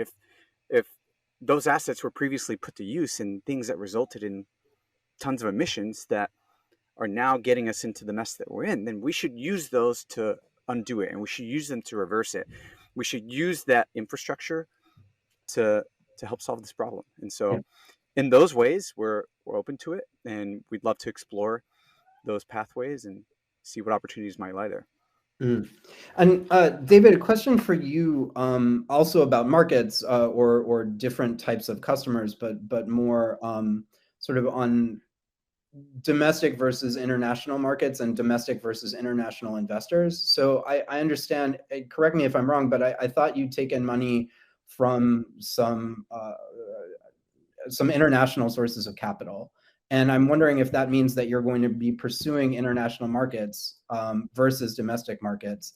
And Josh, maybe this is a question for you too after, is like, how do you determine where the best go-to-market is for the technology that you're developing? And what's in that calculus for you? Right. So from our perspective, we really face two markets, right? Downstream from us, nutrition, and upstream from us, the availability of our input gases, not just CO2, but hydrogen, which is a larger fraction of our cost. And so basically, our production facilities should be located in places where there's a low energy cost, whether that energy is being used for direct air capture or for production of green hydrogen, or affects the opportunity cost of other ways to get hydrogen. In terms of the nutrition markets, where can alternative protein go into food, go into pet food, go into aquaculture feeds? The United States consumes a relatively small minority of the world's food, although does it in a very resource intensive way. And, has a good, we've been a leader in pets, but only have a low single digit percentage of aquaculture. And so it really points to a two-pronged approach where, take advantage of how easy it is to do business and the kind of support and investor interest in the United States. But certainly for the nutrition markets, look to Asia, Africa, and the rest of the world as well. One of the good things about the kind of products we make is that, they're shelf stable for a couple years, can be shipped via sea freight, which is both inexpensive and more sustainable than other forms of transportation. But over time, we hope to have even more distributed production and shorter physical supply chains. So, I mean, it really is, it's a question of demand, right? So most of the demand that you're seeing in these foreign markets. Is there also a larger opportunity for carbon mitigation or offsets in those markets too that you're seeing that makes them potentially more attractive? Yeah, I mean, for us, it really depends on how they're defined, how the regulators, the lawmakers are defining what earns a carbon credit or what avoids a carbon penalty. And so, the reference was made earlier to, the duration of sequestration.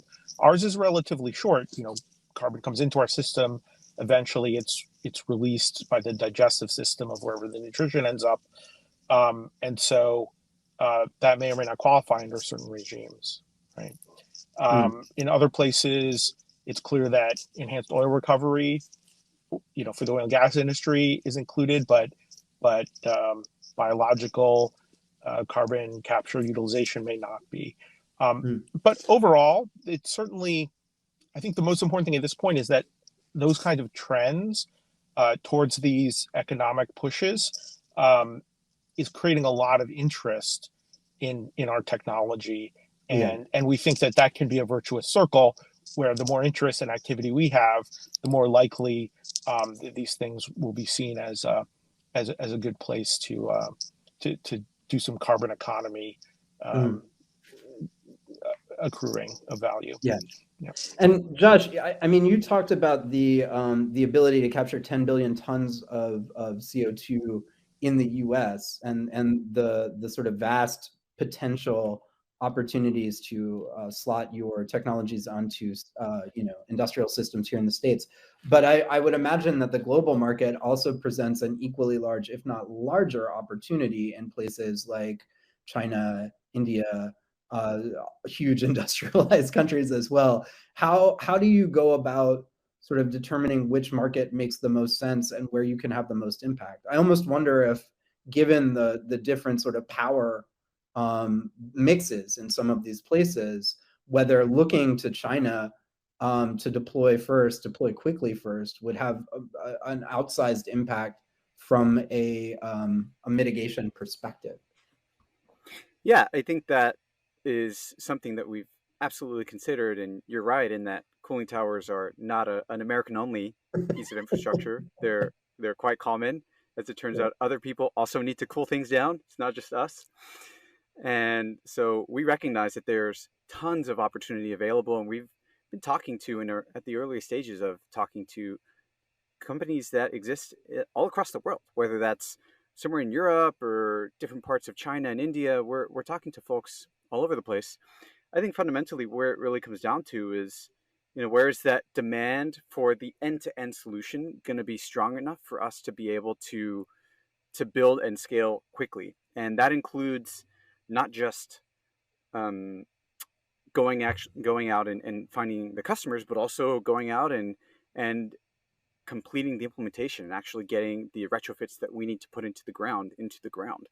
So right now we see a ton of immediate opportunity available for us here in the US, and there are some specific local markets that are hungrier than others. If you look at, as an example, some of the regulation that New York City has recently passed to put a cap on the emissions that different commercial buildings are allowed to emit.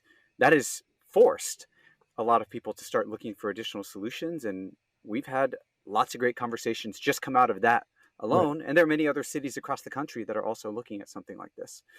So there is enough strong, immediate, urgent need domestically for us to, at least for now, stay focused on the US. And we know that in the future, we will be in all of these other places as well. It just starts with doing the first thing first for us. And right now, the first thing is here domestically. Right. How soon do you reach out to corporate partners, and how important is having enough internal capacity in place for manufacturing of components, or thinking about your internal supply chain before you start reaching out to more than one pilot partner or several partners on deals? It is paramount. We have been incredibly fortunate to have lots of huge corporate players come knocking on our door asking for our solution, potential pilot opportunities, and what it might look like to implement the work that we're doing on site with them and at their factories. We're not able to do, we have more people that are coming to us than we can actually meet. And so for us right now, the biggest challenge is being able to grow our own internal capacity to meet those customers where they're at, quite literally where they're at, on their sites with their equipment. And so I think that it is incredibly paramount for all types of companies like ours generally that are doing hardware, hard tech, science-focused work to think about that operations aspect of it, think about that internal development aspect of it from the very beginning, because that we know was one of the big learnings from the early clean tech days, was to focus on that and don't leave it alone, because building tech's not enough. And so that's something that we think a lot about, and I think it's incredibly important for companies like ours to get right. David, how have you approached the scaling issue? Because one of the problems from the previous generation of clean tech companies, especially working with biology, was scaling that biology, right? And getting to sort of production scales without running into incredible cost overruns and some of the other problems that are associated when you're cultivating a product using biology that you know sort of gets tricky at scale. Yeah. So one of the things to do is to narrow your focus of innovation and try to stand on the shoulders of giants as much as you can. So we're building a biomanufacturing platform, but it's built in many ways on pre-existing technology platforms, on the existing sophisticated fermentation industry, on the way that chemical and process engineering has really matured as we come into the 21st century, from the synthetic biology work that various solutions and tool providers are making. And so if we stick to the areas where we're really doing something novel, then a lot of the scaling issues are taken care of, because these are problems that others have solved before, and somebody is selling that solution that could be part of ours. So that's really how I think about it. And the other thing is patient capital, right? You need to find investors who are willing to support a multi-stage scale-up process as you go from a laboratory benchtop to the floor scale, to a pilot out in the field, to something that's 20 times larger than that, what's often called the demonstration scale, and then to small commercial scale, large commercial scale, very large. And so that takes years. And so you have to have employees who are patient enough, investors who are patient enough. We are almost out of time, and I want to leave with one final question for you very quickly. It's been a hard start to the month of October for climate given the energy crisis and the ways in which that might put pressure on people to backslide into a fossilized economy, refossilization instead of defossilization. But I'd like to get one fact from you that gives y'all hope about a climate positive future, because that's what we're aiming towards. So if there's one piece of news over the past month or the past year that really makes you hopeful about what's ahead in our climate journey, cheers, Jason Jacobs. Let me know what that might look like. Clea, let's start with you. Yeah, sure. I'm gonna say multiple things. I'm sorry, but I'm super excited about the fact that you have gene sequencing that's cheaper than ever. People are working on new bacteria to make those chemical products that we need, and all of those are contributing to the fact that we can actually get better and cheaper products through the pathway of CO2, and that's what's really important. I mean, ultimately, we need to that those costs need to go down. And then the other thing is just I'm super excited about the fact that you have companies like Microsoft, Stripe, and Shopify that are paying real money to actually remove CO2 from the atmosphere, and I think they're setting a trend. And I get the sense that many companies are going to follow pretty soon. David, how about you? I'm a rule follower in some cases. I'll stick to one. So earlier this year, the U.S. Department of Energy declared that the country was going to achieve $1 per kilo green hydrogen production by 2031, which would have remarkable effects not just on our business, but on really making this new form of chemical energy storage, this very potentially carbon effective method, a reality and quite widespread. So that's the best news I've heard recently. And Josh, take us home. The biggest thing that excites me and gives me hope, aside from everything that Clea and David just touched on, is the fact that now more than ever, there's I'm trying to think of a word strong enough, a surge of interest of people that previously had jobs outside of climate that are looking at moving into climate. It is to the point where there are now whole companies that are starting to connect people that were not in climate to companies that are working on climate to help people work on climate. And I think that more than anything gives me hope, because we need all of the federal mandates, like the offshore wind announcement that happened not too long ago, and the green hydrogen announcement. Like, all of these things federally do need to happen. None of that matters if we don't have people to do it. And so I think that the most exciting thing for me is that every day there are more and more people that I'm seeing through various communities, virtual, real, whatever, that are looking, that are focused around and highlighting people that are joining the climate career movement. It's something that is probably the most important thing that any of us can do to help make this issue be solved faster. And it's the one thing that continues to give me hope through this. And those are people, I should say, like those in the audience who are hopefully listening into this very conversation, and people like our gracious hosts at SOS Ventures who are investing in some of these companies, and Lower Carbon, and My Climate Journey, and Footprint Coalition, and all of the entrepreneurs that are working on solving these problems as well. We're all part of this community, and I think we're all pushing forward. This has been a really great conversation. Thanks to all of my panelists for participating, and thanks, Gwen, for giving us the opportunity, and back to you.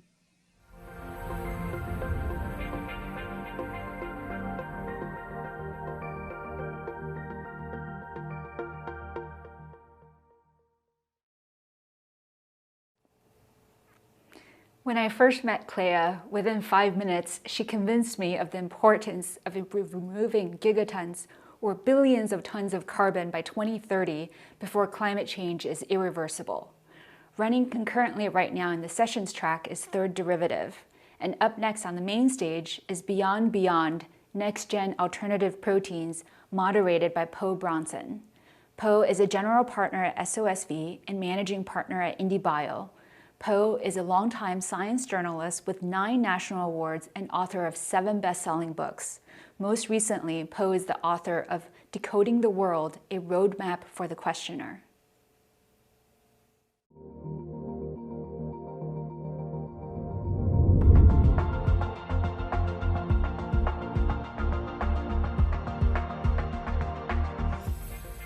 Thanks, Gwen.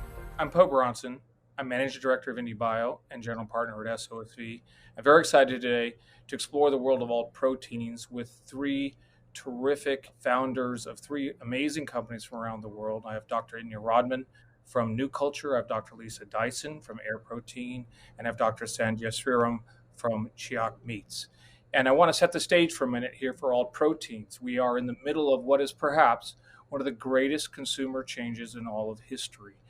But we're at a point in a nascent industry where 70% of consumers have tried some form of alternative proteins, but it still only represents 2.5% of the market. So the consumers seem willing. It's the next generation of products that's going to take us there. And while we might be thinking that here in the US, we're eating less meat, or we're going to at least reach peak meat in 2025, globally, meat consumption has gone up 58% this century so far. So we're running into a battle with just the rise of the global middle class and the massive volumes here at work. So let's start out with each of you, some panelists. Inya, let's start with you. Just tell us a little bit about the new products you have coming to the market and the impact they have on the climate, and then we'll go around the room. Hi, sure. Thanks, Bo, and thank you for having us today. We at New Culture, we are obsessed with cheese.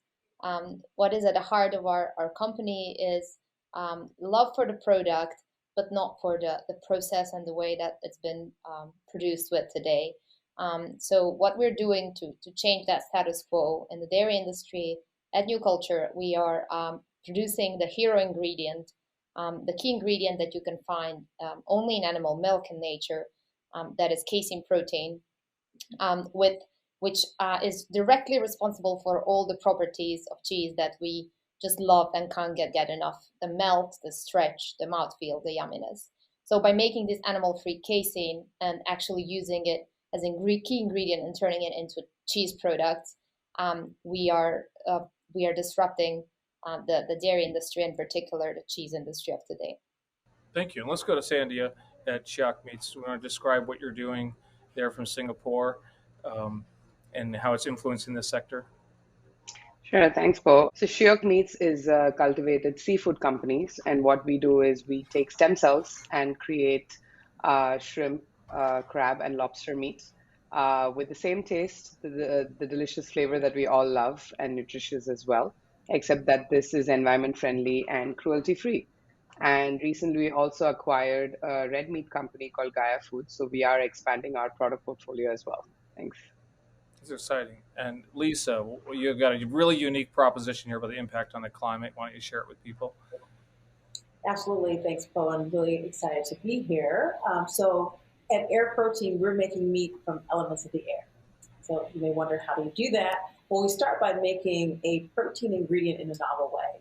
And that protein ingredient is made with a process that's very similar to fermentation, but it's fermentation reimagined. And it's reimagined in a way where our current way of doing fermentation, CO2 is actually a byproduct. And instead, we flipped it and we've made a carbon negative way of doing manufacturing using elements of the air as our inputs. And the impact is significant. We take that protein, we apply culinary techniques like temperatures and different pressures to create the textures that you get when you bite into a juicy steak or chicken breast. And that's how we make Heir meat. And the impacts are that this process itself is carbon negative. So you have less carbon, on the output when you have that steak on a plate, as it were, versus, the current process of making a steak. And it's actually negative in terms of its carbon footprint. So that's one of the key pieces. The land utilization, the water utilization, thousands of times less than the alternatives out there. So the impacts are significant from the perspective of climate, and we can scale, just as you can scale any yogurt manufacturing or cheese manufacturing type of process.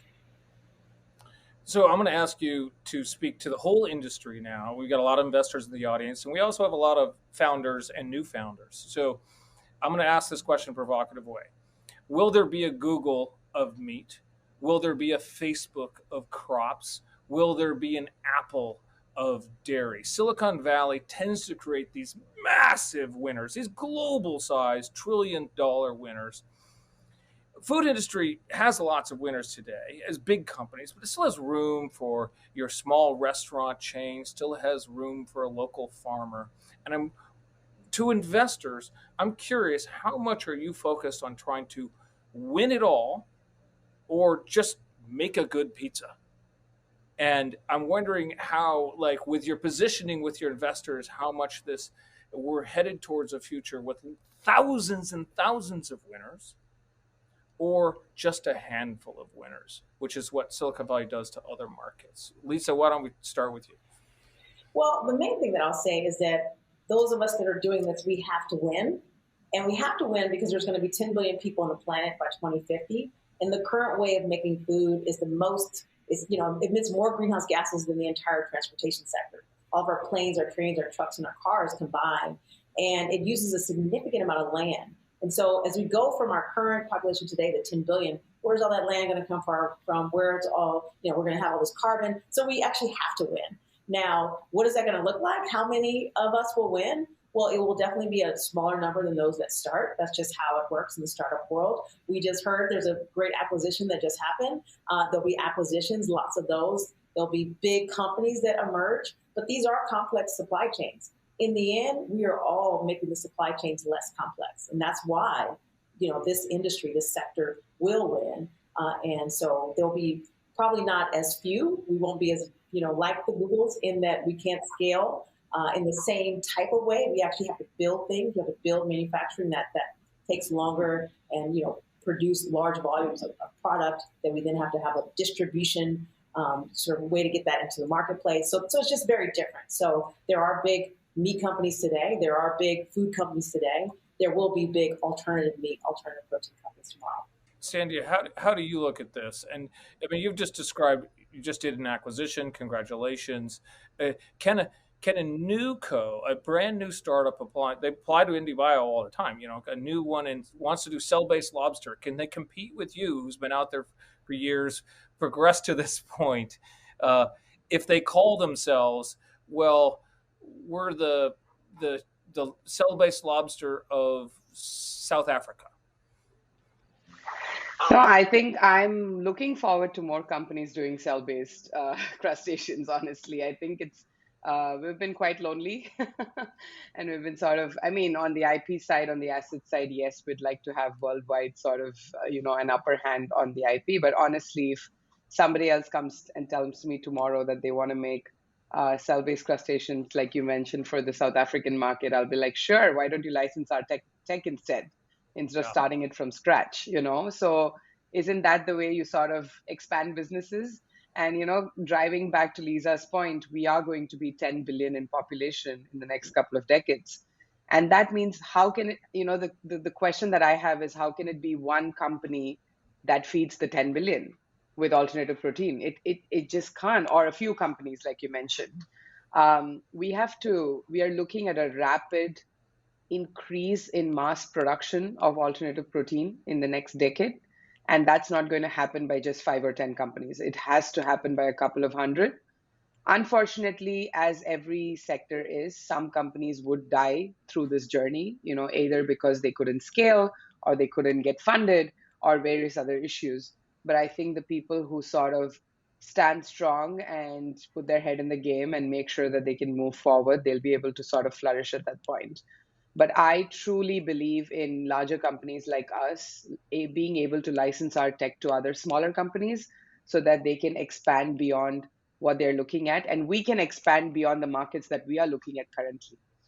Just to run by some numbers, the meat and the seafood industry is a multi-trillion-dollar industry, as you know.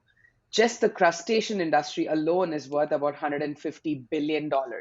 And you can imagine how much metric tons that is at the end of the day. And honestly, if I'm going to say that I'm going to be this only global company that's going to be producing it, nobody's going to believe me, and I don't believe myself. So if I'm pitching to investors and the consumers in the market, what I'm saying is I've started that innovative technology, but here it is, and why don't you work with us to sort of expand and bring it to mass scale production? And we're happy to work with you if we are not in that particular geographical location, for example. That's helpful. And let me turn this bring this question along to you, Inya. Like, in the dairy space, there's certainly competitors doing exactly what you're doing. You're kind of unique, at least right now. How much are you under pressure to win it all, or just make sure you have a really good company that's solid and doing what and achieving its goals and executing its milestones? Mm-hmm. I think, Paul, what you just said goes really hand in hand, because to win anything and to win it all, you do have to have a really good, strong company that stands on its ground now and that will survive for, what Sandhya was saying, the turbulences of the competition and of the market for years, and that will kind of outlive that and be there in 10, 20, and 100 years' time. So at New Culture, as I say, we're very obsessed with cheese, and we're obsessed with making the best product, the best cheese out there. And we are really 100% focused on doing that. And I believe that that's what propelled us to where we are today, is that focus, because it's really, really easy to try to do too many things in the early days and then kind of split thin and do a bit of everything and in the end kind of nothing that you are really best at. So that's a kind of strategy and approach I would kind of propose to competitors and to market and to new entrants. So when you are asking Paul, like, is there space for, I don't know how you phrase it, like thousands or millions or 100 or 10 of companies to get out there? I think there is definitely space for thousands of companies, because I'll just focus on the dairy industry itself, because that's what's kind of home to us. Just in the U.S., dairy market is about $70 billion large market, and focusing on cheese specifically, cheese is half of that, actually, nearly $35 billion. Statistic people maybe don't know is that Americans on average eat about 35 pounds of cheese per year per person. So in our industry, the challenge is, and in general, alternative protein, and it will be for some years, is the supply, right? Not the demand. Demand is so large that, even with many companies being really successful, it's going to be challenging to meet that demand with our supply. So there's absolutely space for everyone. What I would say is, who can survive and what are the successful strategies? I would say if companies will just kind of come out and do kind of something same or very much similar to what other companies are doing in the field, even though in long term there might be space for them, they will just die out pretty early, because it's going to be really hard to convince investors and get funding, saying that we're just like New Culture, but in whatever X country, or we're just like Heir Protein, but in another country. That's just not good enough. Like I think the more creative thinking is like, what is there that it's a problem still in this industry that hasn't been solved, for some very specific focused angle, something that you can really be like obsessed with and you want to solve and tackle. And that way, I think there's definitely space for new companies to come and be very focused and say, we want to make this, creamiest Greek yogurt in the world, or we want to make the fluid yogurt. That's what we're going to be best at. So that's the strategy we have at New Culture. We, as I said, we want to make the meltiest, the stretchiest, the best tasting, best cheese in the world, better than dairy cheese that doesn't come from animals. And we want to absolutely conquer the market and be the market leader in that. And for that, we have a lot of IP built behind us. But again, as I say, having that very, very focused approach, I think is what is a key to surviving and being needed in the market and working with others and then winning. So you're all painting a picture of lots of winners, because the market's so big. And because we all eat 3 times a day or so more. And I am probing here a little bit about what is the role of yet more new co's into this space. And so a lot of investors are really on the fence as to whether picks and shovels companies are going to work. And yet it sounds like you're saying if you can really focus and be the best in the world at something, even if you're not making food products, you're part of the tech stack, you can survive in this market. So I'll just take that to Sandhya and Lisa. Do you both, if there's a new fermentation technology, new bioreactor design, new way of improving your yield and doing strain engineering, like a new cell media company or a robot media exchange company, I mean, all manner of things are out there. Do you feel like those can work in this future market that's being built, or are people trying to be Tesla and trying to say, I'm going to own it all, and I'm going to acquire people, and I'm not really going to work with outsiders? At least for Shiok meats, it's a hybrid approach. So first thing I say is I don't want to do it all. What we are really good at is the tech side of things, which is growing the cells, making them into meat, and a bit of media development. So that's sort of what we are really good at. But what we'd like to collaborate is on bioreactor design, yes, media development outside of the firm's sort of capabilities, as well as the structured protein at the end of the day. Our expertise is not structured protein yet. We make minced meat, but we're happy to work with companies that have the scaffold or the hydrogel and so on in terms of technology. So I actually say this with a lot of conviction. I think there should not be any more new cultivated meat companies coming up, honestly, but there should be a lot more cultivated meat ancillary companies coming up. Anything to do with media components, supply chain, logistics. We are talking about a frozen product at the end of the day. Most cultivated meat companies are working with frozen products. The frozen product logistic and supply chain is a nightmare. It's not easy at all. Even in the normal, your conventional frozen food products, it's a nightmare in terms of transportation. And I think COVID has added an extra layer of complexity to it. And it's going to stay for a long time, right? So you're moving more and more towards less shelf-stable products, less fresh products, into more frozen products. And that means the entire world needs to change the way we consume food, from where we buy it, how do we ship it, how do we store it. So everything from logistics, supply chain, packaging, labeling, distribution, media development, bioreactor design, large-scale manufacturing plants, infrastructure, all of this is not what all companies like us have built yet, because we are so concentrated on the R&D and the innovation that we want to get it to a particular stage. And of course, for all of the above that I mentioned, you need a lot of capital. And that hasn't been poured into yet. So I would really encourage more companies to come up in the ancillary side of things for the alternative protein industry. So we can get to a point where tomorrow, if Shiok Meats is producing, 1,000 tons of the meat every day, I do have a logistics and a supply chain management company that's able to handle all of that distribution, take care of what I'm producing, and half of it doesn't go down the drain, for example. We are all working towards a zero waste, sustainable food system. And it can't be that we're producing amazing food and, we are not able to distribute it properly. So I think that's the way to go. But I would have actually liked these ancillary companies to come up before the cultivated meat companies started up, because it takes a while to get a bioreactor design right and get to a larger manufacturing scale.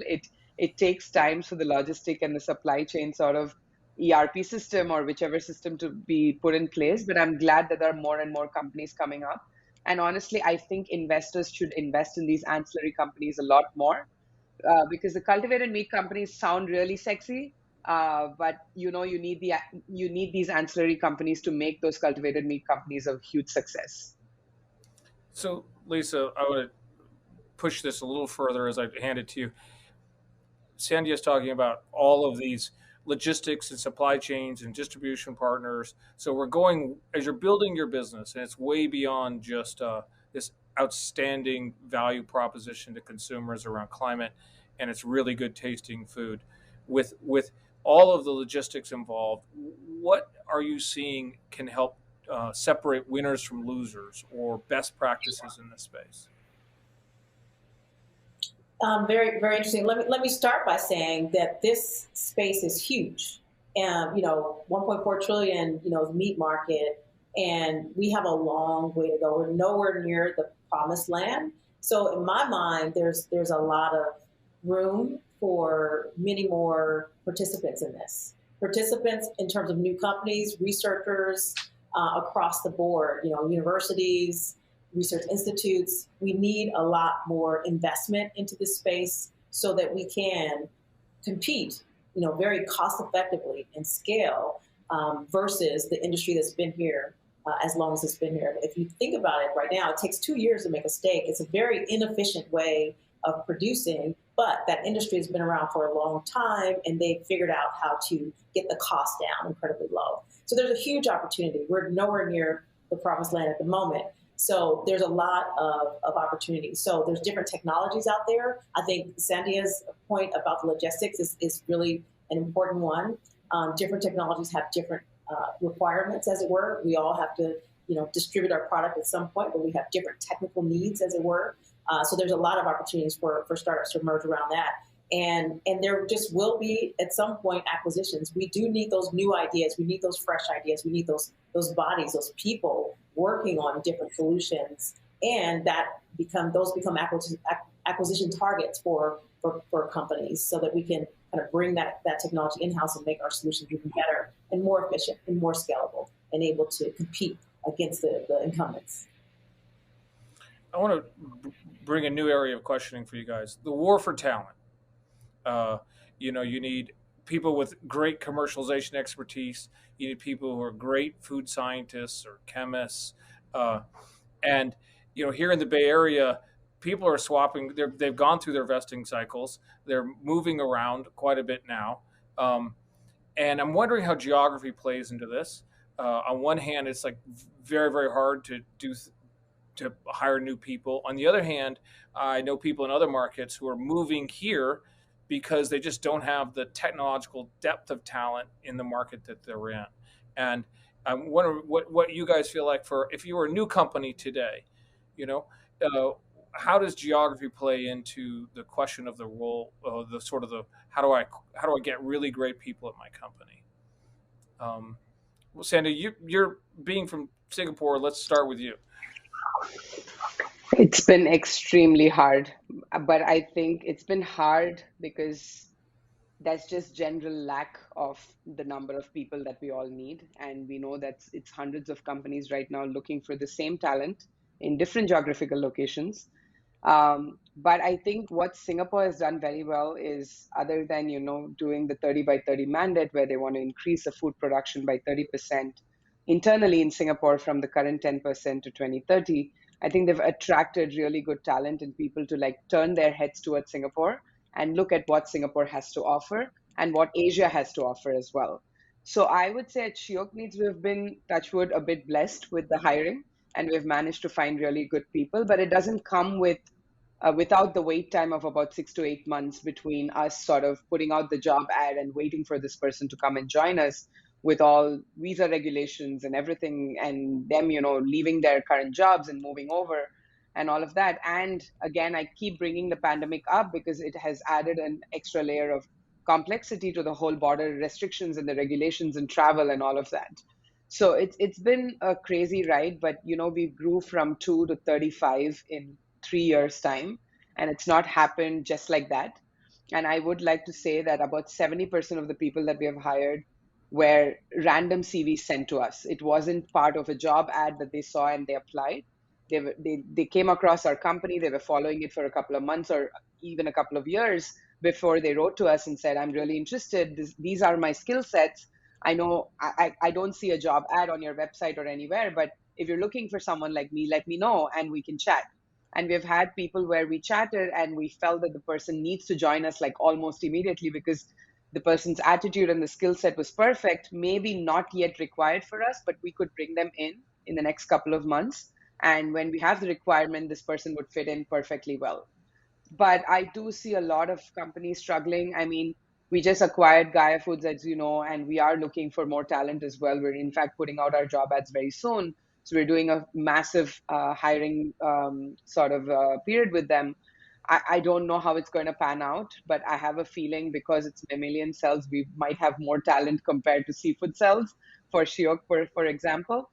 And one of the things we have noticed is that when we seek out people or when we scout them or when we speak to our ex-colleagues or friends who are in the same field, and they go but I don't think my skills fit a food industry. But then I go back to them and say, do you know how to grow stem cells? And that's all I need at this point, for example. And do you know how to operate a bioreactor? We can make you train to think about food, even though you're in the biomedical sciences. So I think people are slowly realizing that their skill sets do fit the food industry in various forms, shapes, and sizes. And it's taken a while to reach that point. Lisa, how do you balance hiring either R&D people versus commercial people, or as Sandia says, food people versus people who are technology people but don't think of themselves as food people? Well, we need all of that. I'll comment on your other question first by saying that with COVID, we've actually embraced this remote aspect of working, and of course, people that need to be in the lab need to be in the lab, and that's just what it is. But the last three people we hired are not local to California. One is in Tennessee, one is in Brazil, and one is in New York, and they're core team members, and they're actually here now because we're having an offsite today. Flying them in to, integrate them with the team. So that's one thing that I think is an advantage when you look at the broader team. If you hire an engineer who's a part of designing, they don't necessarily have to sit in the same place with everyone else. If you hire, a commercial person, they can sit elsewhere. And so we're really leveraging that. And in terms of the team itself, of course, you need commercial people in order to commercialize. You need the R&D people. The comment that I'll make is, we're all doing something new. We're doing new science. And so many of the skills that we're looking for may be in places that are not that obvious. And so we don't just have to look for food scientists. We look for, chemists and microbiologists and beyond. And these are all skills that are helping us to build our companies and our new technology platform. So that's also, it's an advantage or just a reality of what we're doing. It's integrated science and engineering in order to create these new technologies. We have just about 3 minutes left, so I want to open it up in this way, which is, I'll say it this way. In autonomous vehicles, there's quite a public debate about LiDAR versus machine vision. I think investors and founders like to know what you're debating inside your industry. Now, I know food tech conferences, it's a lot of talking about yourself without quite giving anything away. So maybe you could do a version of it is within your own senior management team. What are the kinds of things that you internally debate as you look forward to the journey of growing these businesses? And what are you guys racking your minds on? Let's find out if there's parallels here. I think definitely in our field, one of the things that is always popular to debate, and we, even though we're very set on what we're doing, still keep talking about it, is what is our business model as a company? Where does the highest value lie in what we're doing? So are we a B2B or are we a B2C company? And that might seem like super trivial and superficial, but actually comes down a lot, even speaking with investors, fundraising, speaking with people you actually want to collaborate with or sell your products to. And there is a lot more layers there and nuances within those two. But in principle, I think what it comes down in alternative protein via precision fermentation to is, are you making this that I mentioned, like hero ingredient, this key ingredient, and you're going to be this ingredient provider, and you have to just being no easy feat solve for that? Or are you actually a food company? Are you a product, consumer facing brand? And I think that decision for a new culture was very obvious that we are a food company, we're a cheese company, and we want to bring cheese to the world. But how do you actually execute that most successfully still is a big challenge, right? Do you go into the food service? Do you work with restaurants? Do you go directly to consumer? What do you do in times of COVID and times of uncertainty like that? Like how does that affect your thinking about channels you will launch in? This is definitely debated a lot in our field, and for us as a consumer-facing brand, how do we still plug into the supply chain, into the infrastructure, and how do we work with other companies and with dairy companies to achieve this mission we have, which is to change the entire planet infrastructure for feeding. So yeah, that's something that I would say is very a hot topic always, and both for us internally and when we speak with other companies in the field. It's reassuring to the new companies that questions such as B2C versus B2B, or build or buy, are the questions they're asking are ones that you're even asking at the later stage. Sandia or Lisa, any final words on questions that are racking your senior management team, or perennial questions for how you'd build your companies? one comment that I'll make about the industry as a whole is this question of taste versus nutrition. And that's kind of one of the things that we're all balancing is navigating that taste versus nutrition. And that's, I think the initial companies that came out were really focused on taste, proving that you can make things that are not made with animals directly, like a cow that you grow, and you can make it delicious, and which is great. That's kind of built this industry, as it were. It's phenomenal. And then now, there's more talk about, is there a trade-off that we have to make as we make sure we're delivering kind of highly nutritious products as well. So that's what I'd highlight. Great. When we wrap up, I'm gonna just go ahead and cut it off. I apologize for cutting you off, Sandy. We've got to go. I've got to hand it back to Gwen to on with the show. I want to thank all of you for appearing with us here at SOSV's Climate Tech Conference. Much appreciated, and please stick around the rest of the day. Back to you, Gwen.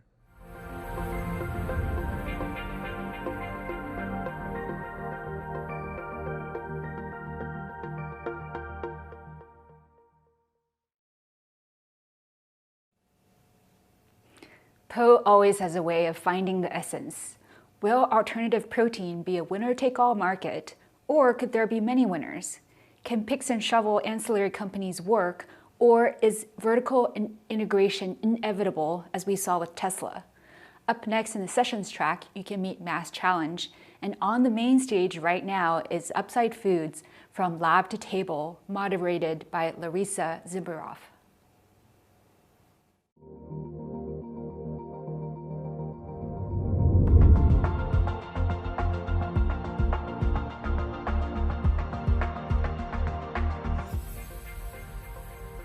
Thank you, Gwen, for that introduction. Let me introduce myself. I'm Larissa Zimberoff. I'm a journalist covering the intersection of food and technology, and I have a new book out called Technically Food: Inside Silicon Valley's Mission to Change What We Eat. With me, I'm so excited, is Uma Valetti, the founder and CEO of Upside Foods.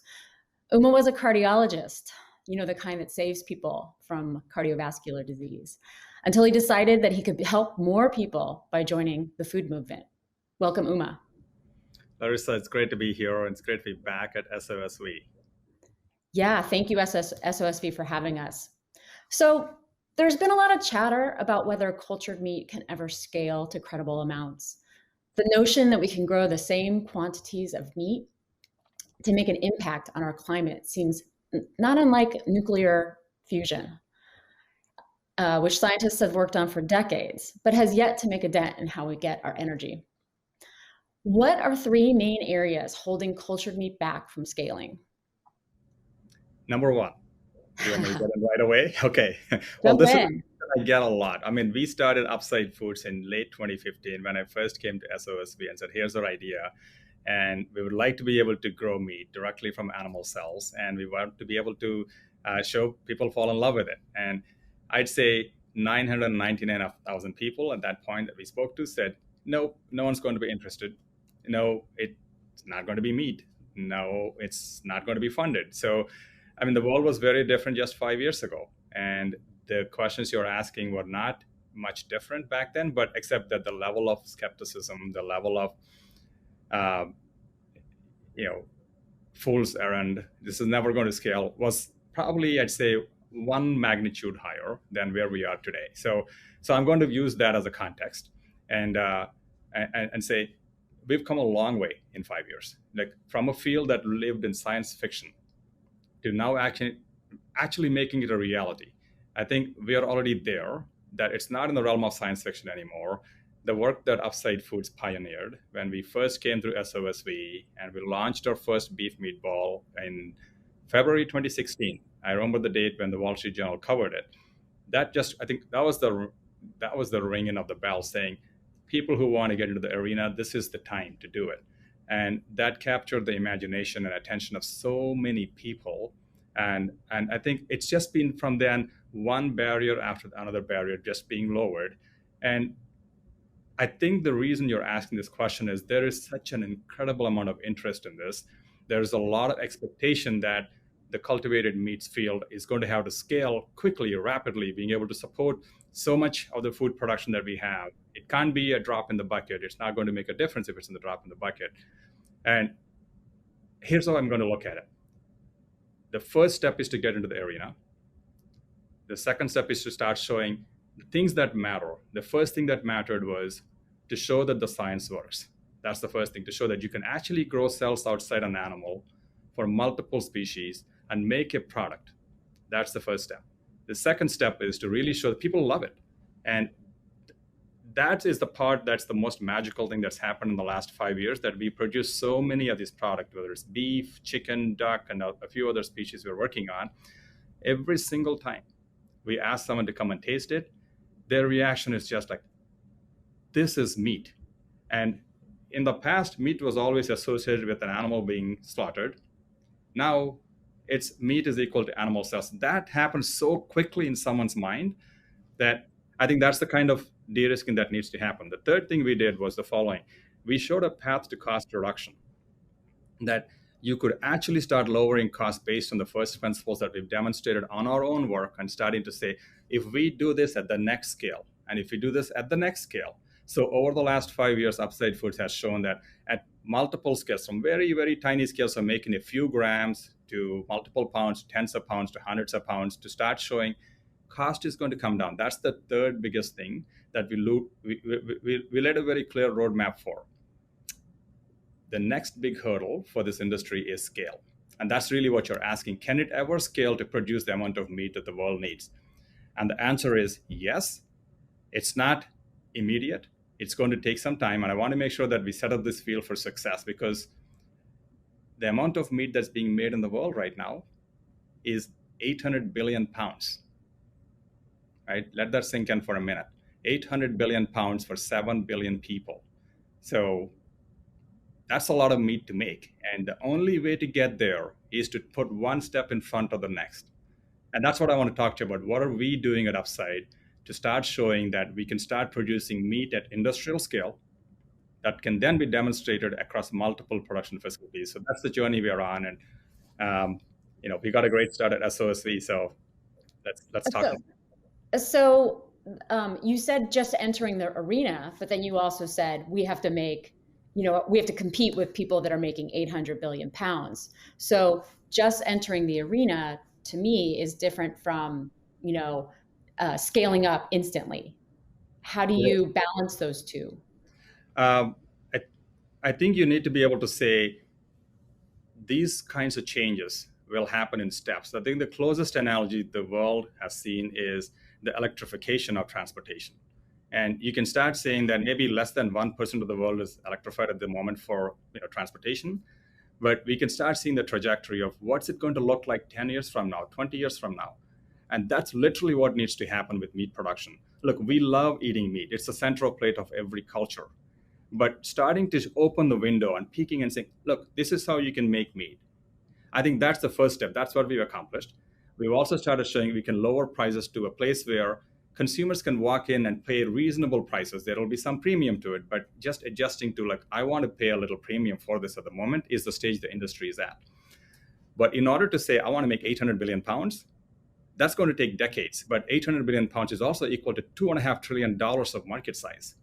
A change that affects $2.5 trillion is not going to happen overnight. Never happened in the history of any innovation before, even if it's in software only, right? This is a hard product to make. This is a beloved product for many people. We want to show the number one promise. We want to be able to get to as many people as possible, even if it's for small bites in the next stage. And then I think that the implications for food production for countries, for regions, for food safety, food security, things related to the downsides of current meat production, which could be intense confined animals that could increase the risk of many things, one of them including pandemics or zoonotic diseases, water use, resource use, greenhouse gases. I think there's a process that has to happen. And I'd say we've done so far, I think first couple of rounds are done. There's many more rounds to go. So back to the foods you've made, the different proteins, the different animals. What was your favorite? What was the most delicious that you've had? Now, keep in mind, I'm looking at us as producing. Just one answer. So I like all my children, right? So you're asking me to pick one, and I'm not going to give you an answer for that, but I'll say chicken was delicious. But it's the most delicious. The first product we're going to put on the market is upside chicken. People literally fall in love with it every single time we serve it. About 1,000+ people have eaten it so far, and they're like, when can you get this on the plate? Because this is chicken. This is the fibers I see in chicken. This is the aroma that we have. So that's the first product that people will see in the world. Okay. So I know you and your team are working towards a production facility near your offices. So since this is a climate tech talk, are you planning on using renewable energy to power the operations? 100%. Okay. So there's solar panels lining the rooftop. So there is renewable energy and then also renewable sources of energy that we're getting at the moment, because as you know, renewable energy is a commitment you make to as a company. And we know that for us to start building other facilities in the future, it's going to continuously be updated with various sources of renewable energy or renewable energies you can get from the grid. So we're setting the production facility up as not only a production facility, but an innovation center that's going to look at recycling, renewing, and also thinking about upgrading all methods of production of large quantities of cells. This innovation center is going to be the crown jewel for cultivated meat. And when we open this center very shortly, which you'll hear a lot about, it's going to demonstrate how meat's going to be made under one roof. We're also setting it up so that people can come and literally walk through and peer through large windows and see how meat's made. So think about this as a slaughterless house, right? We want to be able to have people understand how is it made, and I want to learn it now. We want to be able to have kids and come and see and say, look, that's how my beef is made, or chicken is made, or duck is made, or tuna is made. So that's kind of how we're setting it up. We expect this to be the blueprint for the large commercial facilities that we'll be building in the next phase, and this is going to be in a very residential area and also a mixed shopping area. So again, meat's coming back to be made where people are consuming it. And that's also a very different way of looking at, what's the future of meat going to look like? It's going to be close to where people consume it. So if I can, as a journalist, come see this production and innovation facility kind of soon, sometime in the near future, when can the general public come in? What do you estimate for that? Right away or down the road? We are expecting the production facility to open. We'll start having days where we can have people come in, whether it's reporters, whether it's people that want to come and visit and sign up and say, I want to be able to come and do a tour. Our wish is right away, we're going to look and work with the city to see what can be done, because it's also in a very living area and people are walking back and forth. So the whole facility was set up for someone off the street to knock on the door and say, look, is it possible for me to come and see how meat's made? Again, keep in mind, this is also a production facility where we're producing clean food that has to be shipped and sent out. So we'll have the necessary precautions for it, but it's actually made for the general public to come and see it. And will it be open before the USDA and the FDA approve cultured meat for sale? Our wish is yes. We have to work with the regulatory agencies to make sure that they understand that we're following every single precaution needed, because food is a regulated product. So clearly, FDA has demonstrated that they've done lots of food safety assessments, and they're going to be doing that. USDA has very clearly been the one regulating meat for 50+ years, and they're going to be inspecting the plant daily. And they're also going to be helping us label the product so the consumer is not confused that this is not a meat alternative. This is real meat. So we're working with both FDA and USDA on that. Okay. So since this conference has a lot of investors at it, we're at SOSV. How long do you think before you can reach scale that will please investors, your investors? Look, our investors are a big tent of investors. So I think our investors are some of our strongest supporters, because they understand the path the company is on to build a platform that can actually support a very large, meat, poultry, seafood platform. So our investors include hardcore vegans to hardcore meat eaters to impact investors to financial investors. So I'd say our investors are already pushing us to say, look, make sure you don't get caught up in the hype of what you're expected to do. Make sure you do this in a way that is scalable. So we have that. I'd say investors at the next phase, when the product hits the market, are going to get really excited, because now they get to see how the consumers are going to react to it. and they get to see where it's being made and a production facility that is actually approved by the regulatory agencies. So I think the next stage is going to be a inflection point for many investors who are maybe sitting on the sidelines to see can they get into this field, because raising funds for this type of endeavor is not easy. It's been incredibly challenging at every single stage because this is new, and we as a society have been wanting a solution for this. But here is a solution that looks like if it can get out and capture people's imagination, if we can get it to scale, the problem is not how much money is available. The problem is how quickly can we deploy it? Can we actually get the governments to get behind it and try to help us set an environment in which this actually can scale as opposed to become a niche segment? I think that's the next phase, and we're looking for the right investors who are able to understand that side. We're also working with governments so they understand the opportunity for the government itself to offer food safety and food security.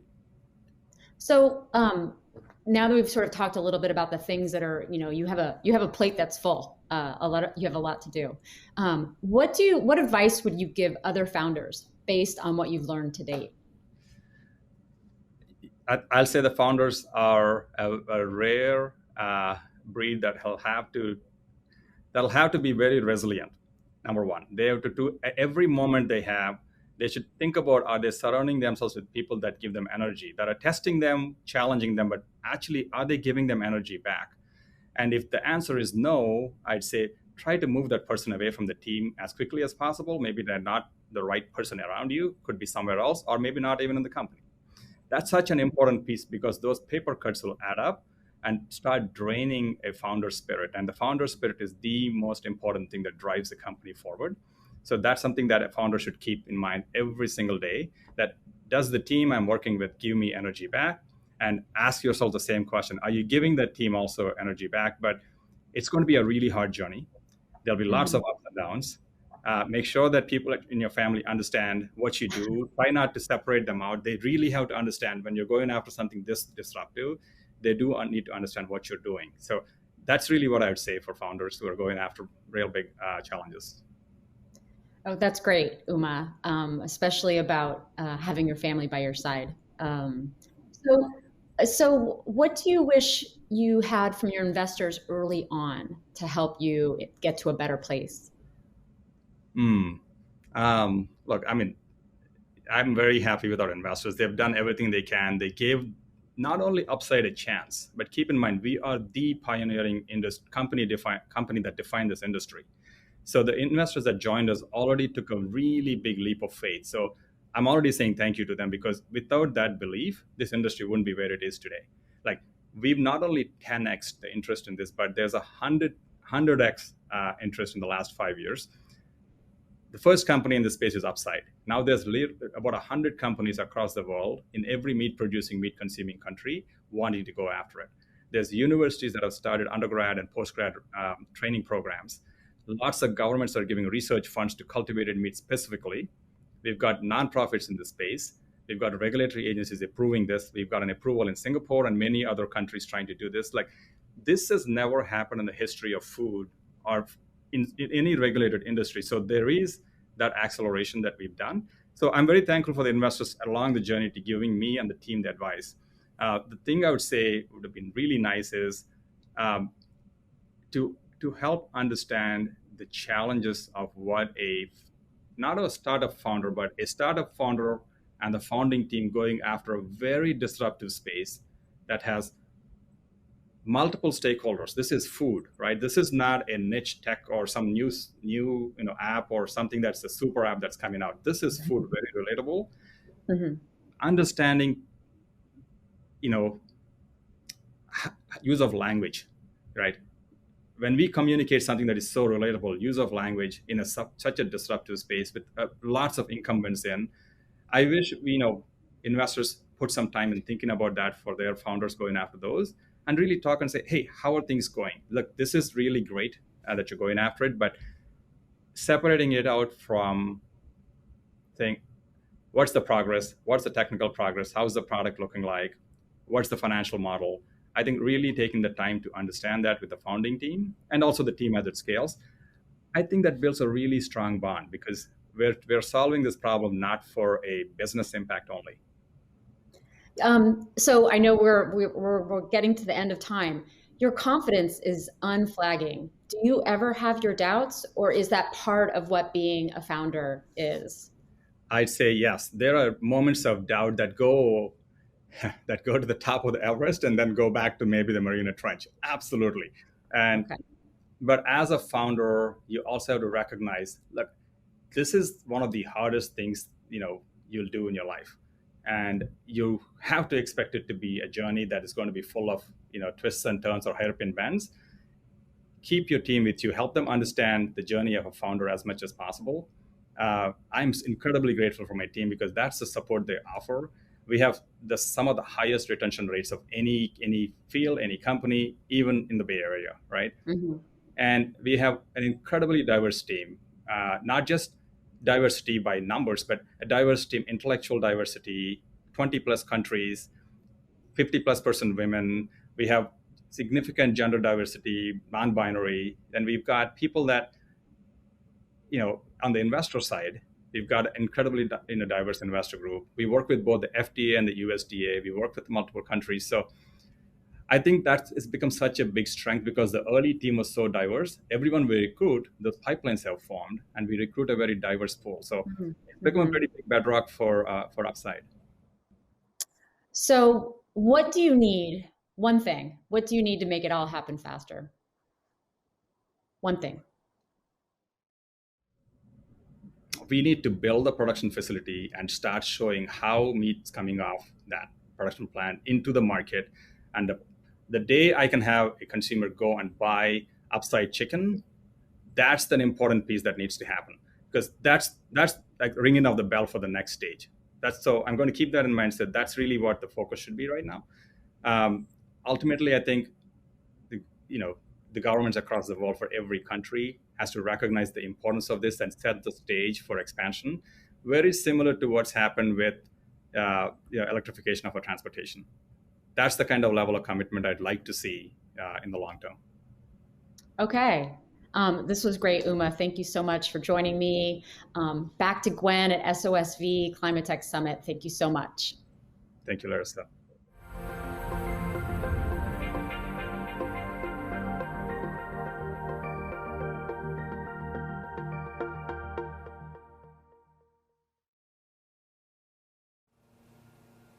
Don't forget to check out the sessions track with Rajesh from Khosla Ventures happening now. And up next on the main stage is Pivot Bio, the fertilizer revolution, moderated by Sophie Purdom. Sophie is co-founder of the Climate Tech VC newsletter. She's a climate tech investor, author, and founder, first at a leading endowment, followed by consulting at Bain, authoring a book on sustainable investing, and finally starting an ag tech company, Kula Bio.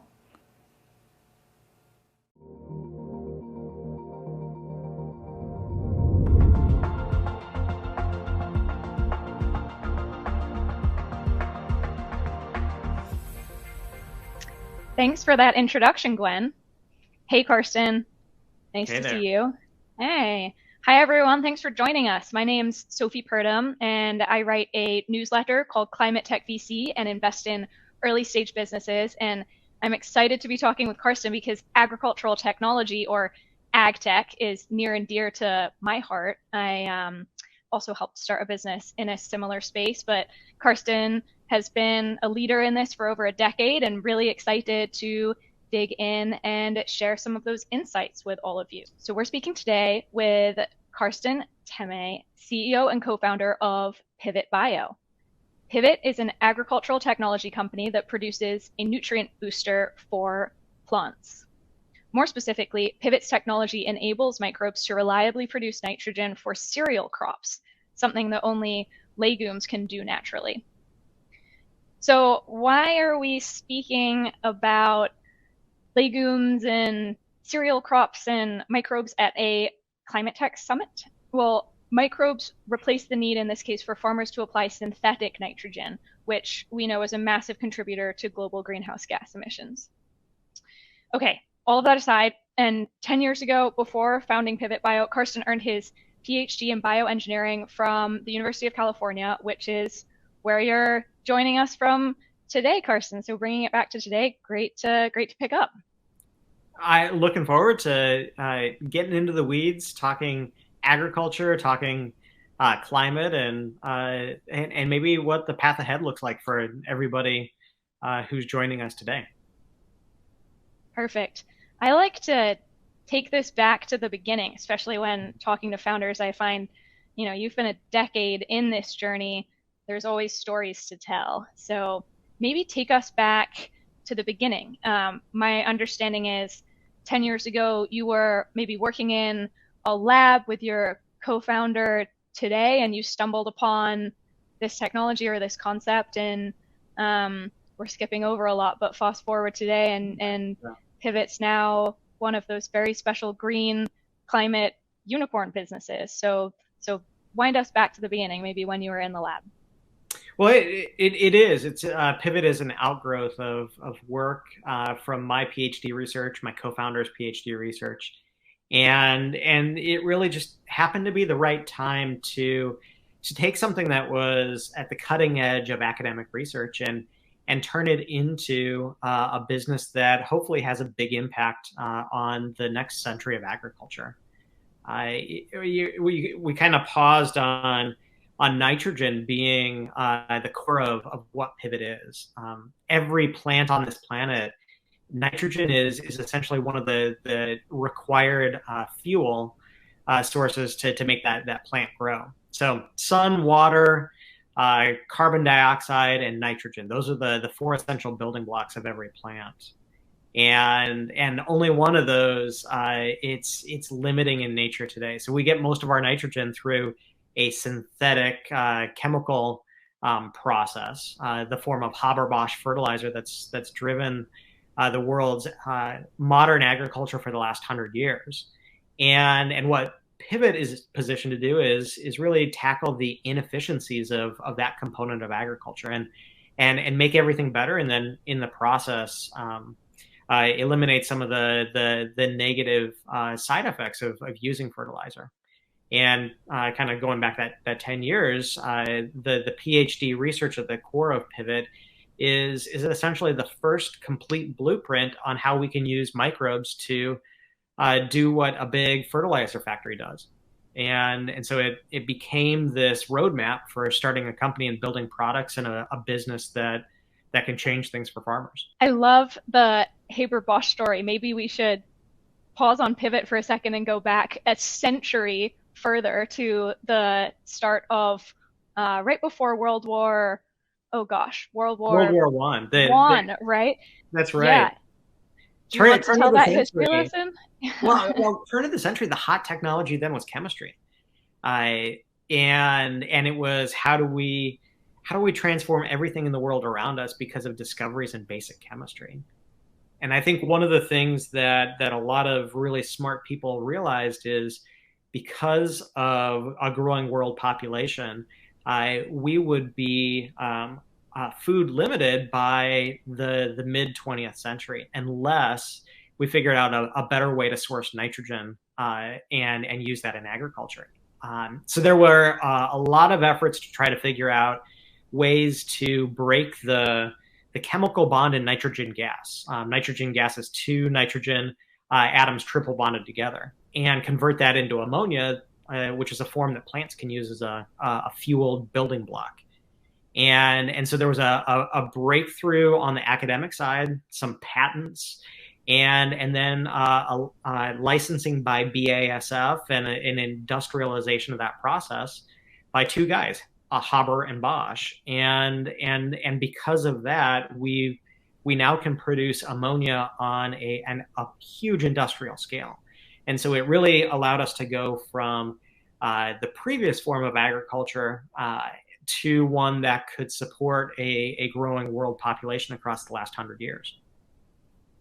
It's kind of a wild story, right? And testament to science. Two guys who were pretty complicated personalities in and of themselves came together and had this breakthrough, which I believe they won 2 Nobel Prizes for this ability to essentially fix nitrogen and put it into a usable form for fertilizer, but also, it should be said, for it was weaponized, right, as well for explosives. And so complex figures, complex history, and it saved us hypothetically from starvation, but in lots of ways the Haber-Bosch process hasn't changed much a century later to today, and now we're on the brink of, you could argue, another potential global catastrophe, which is climate change, and crazily agriculture is at the center of that again. So dramatic wind up. We totally we got here telling a good story, but this is where pivot really comes into play.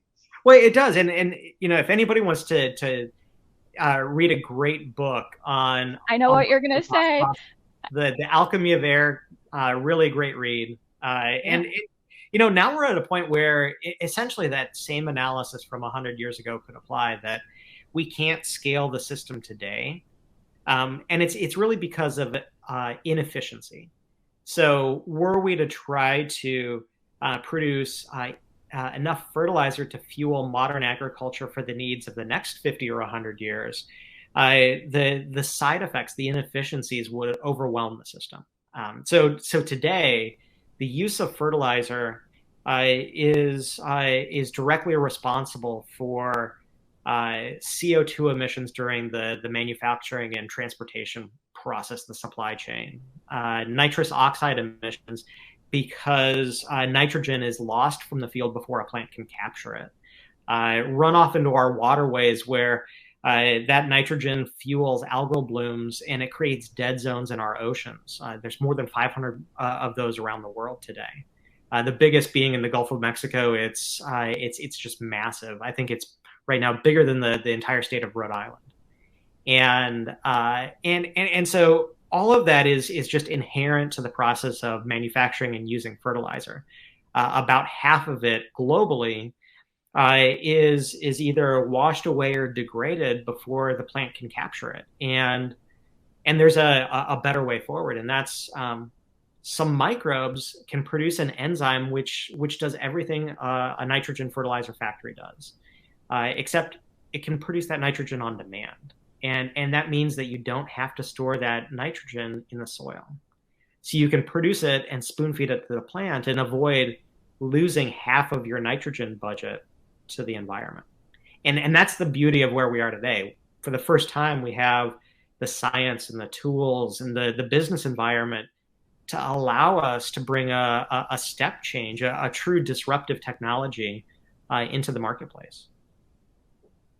Amazing.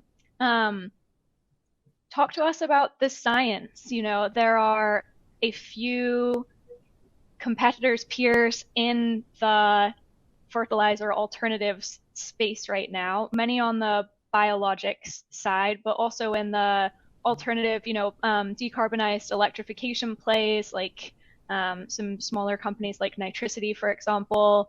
And there are a few on the alternative organics or nutrient delivery side. But let's double click into the biologics. You have this enzyme or a microbe. Is this a seed coating? Is this a, pumping up of the microbe with some additional energy source? How does it work, and what kinds of crops does your product work on? Well, at Pivot, we're focused on the major cereal crops of the world. And so between corn, wheat, and rice, half of the world's nitrogen fertilizer is consumed by those three crops. And so for us, we take a laser focus on having the biggest impact in the shortest amount of time. I think the climate challenges we face require very rapid action. And what we try to do is leverage the natural microbiome of the crop. So a subset, some of the species of microbes that live in and on and around the roots of every plant on this planet can make this very special enzyme. And what they do is that the plant, when it's performing photosynthesis, it makes sugar. And about 30 or 40% of that sugar is exuded into the soil to feed its native microbiome. Just like we have a microbiome in our gut, the microbes in the soil are doing beneficial things for the plant. And so the trade-off is our microbes consume sugar from the plant, and in exchange, they convert nitrogen in the air into ammonia and give that back to the plant. And the whole goal is prevent storing any of that nitrogen in an inorganic form in the soil, because then that makes both economics better for a farmer, and it makes the growing of the crop, the decisions that need to get made on the farm, a lot simpler. And then the ripple effect, the byproduct, is our natural resources are much better protected, and that's both beneficial for the grower and for all of us. Talk to us about customer traction. You guys have been on a real tear, even during pandemic times. Where are you active right now, and what's the feedback from farmers? Well, one of the things I think that gets really interesting for me is thinking through opportunities at this moment in time, that the kind of business we can create is really only possible because of the current environment we're in. There is an immense amount of support and funding available for bringing new technologies like ours to market. And it's also something where I think there is a hunger within the agricultural community for innovation. And so what we've built is a business model that allows us to connect directly with farmers. So we sell our product directly to the folks that use it. And we've built a supply chain that allows us to ship our microbes directly to their farm. And that's not something that's typically possible in agriculture. Normally, supply chains, connections with customers are controlled by a handful of multinationals. And I think because of the environment we're in, it's an opportunity to be able to get to know our customer well, iterate our product based on their feedback, and really do something dynamic within the industry. That's amazing that you're selling directly, or it's totally worth double tapping that. That's really unique. Yeah. So you're boots on the soil with growers. What are your scouts or sales folks or collaborators hearing from growers when it comes to environmental challenges that they're feeling personally as P&L owners of their agricultural business?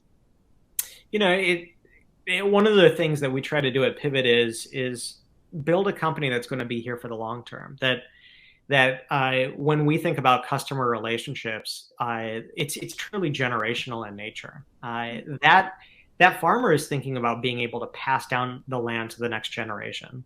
They think about stewardship in protecting their biggest asset. And every year is simply about being able to make sure that land is as productive as possible. So we enter into any of our relationships thinking that nitrogen is a required purchase every year. It's not discretionary.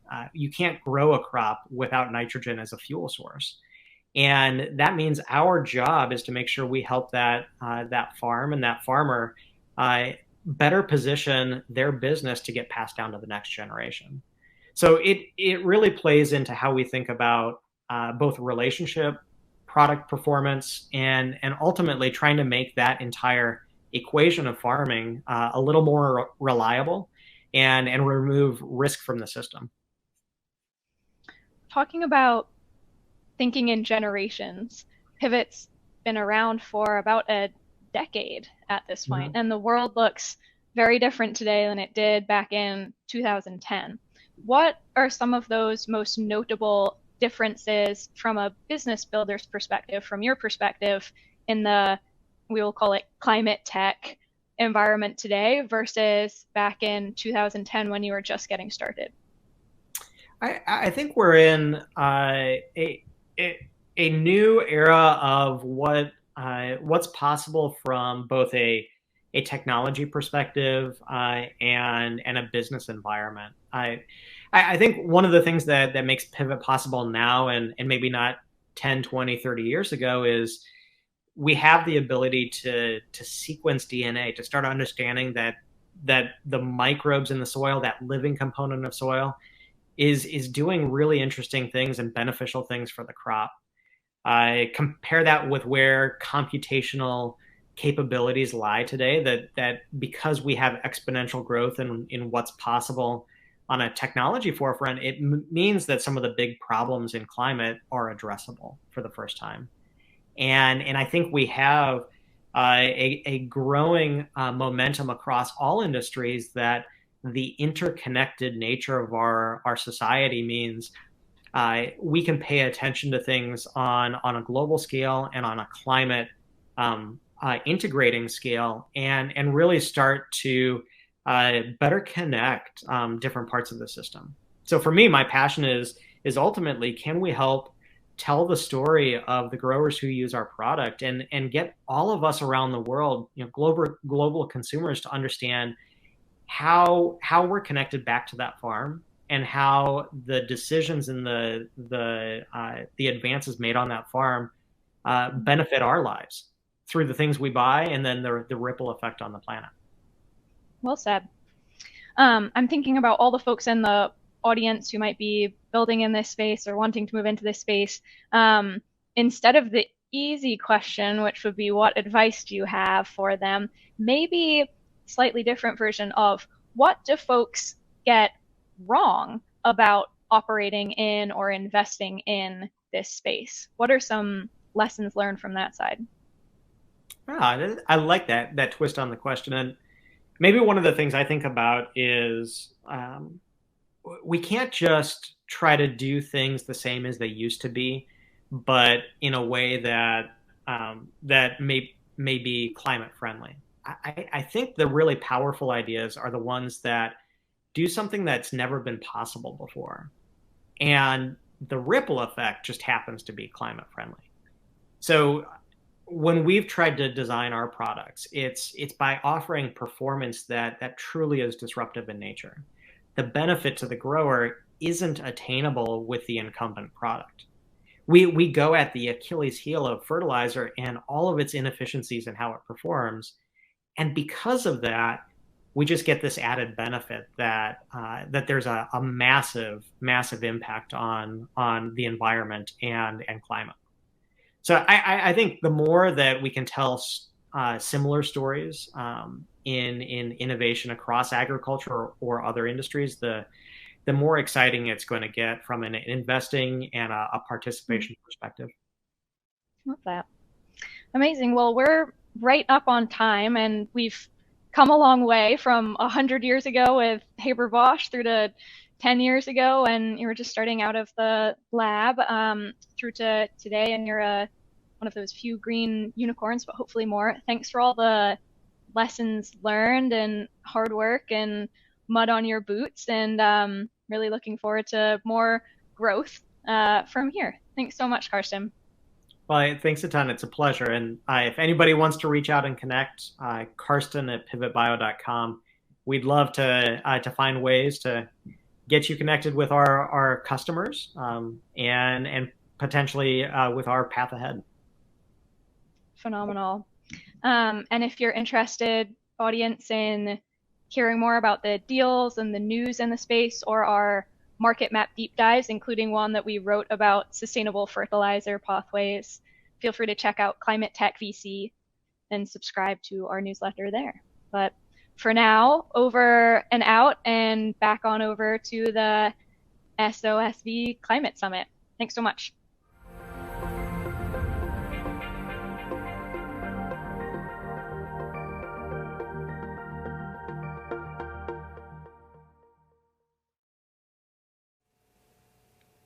Thank you, Kiersten, for highlighting how intertwined our environment is. Nitrogen and fertilizer runoff fuels algae bloom, resulting in 500 dead zones in our oceans. You can meet Urban Us in the sessions track soon, and on the main stage now, we have Boston Metal decarbonizing steel production, moderated by Jason Jacobs. Jason is a longtime entrepreneur, most recently as founder and CEO of Runkeeper, one of the largest mobile fitness apps acquired by ASICS. He is now the creator of the My Climate Journey community, consisting of a podcast and a fund, helping address climate change through content and capital.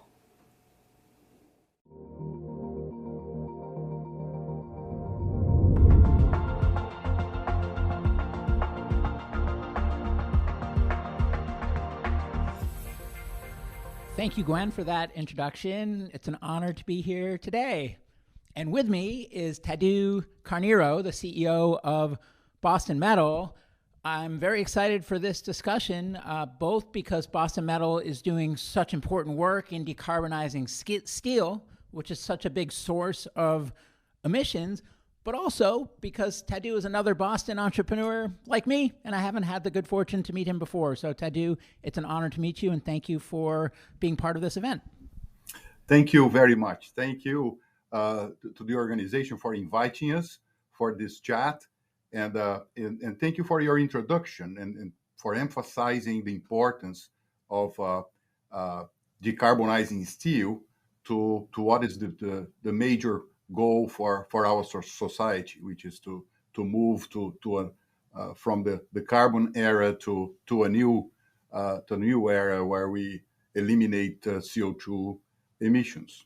So that's our mission, to commercialize a process that we are developing to manufacture steel without any CO2 emissions. And what is the origin story for the company? How did Boston Metal come about?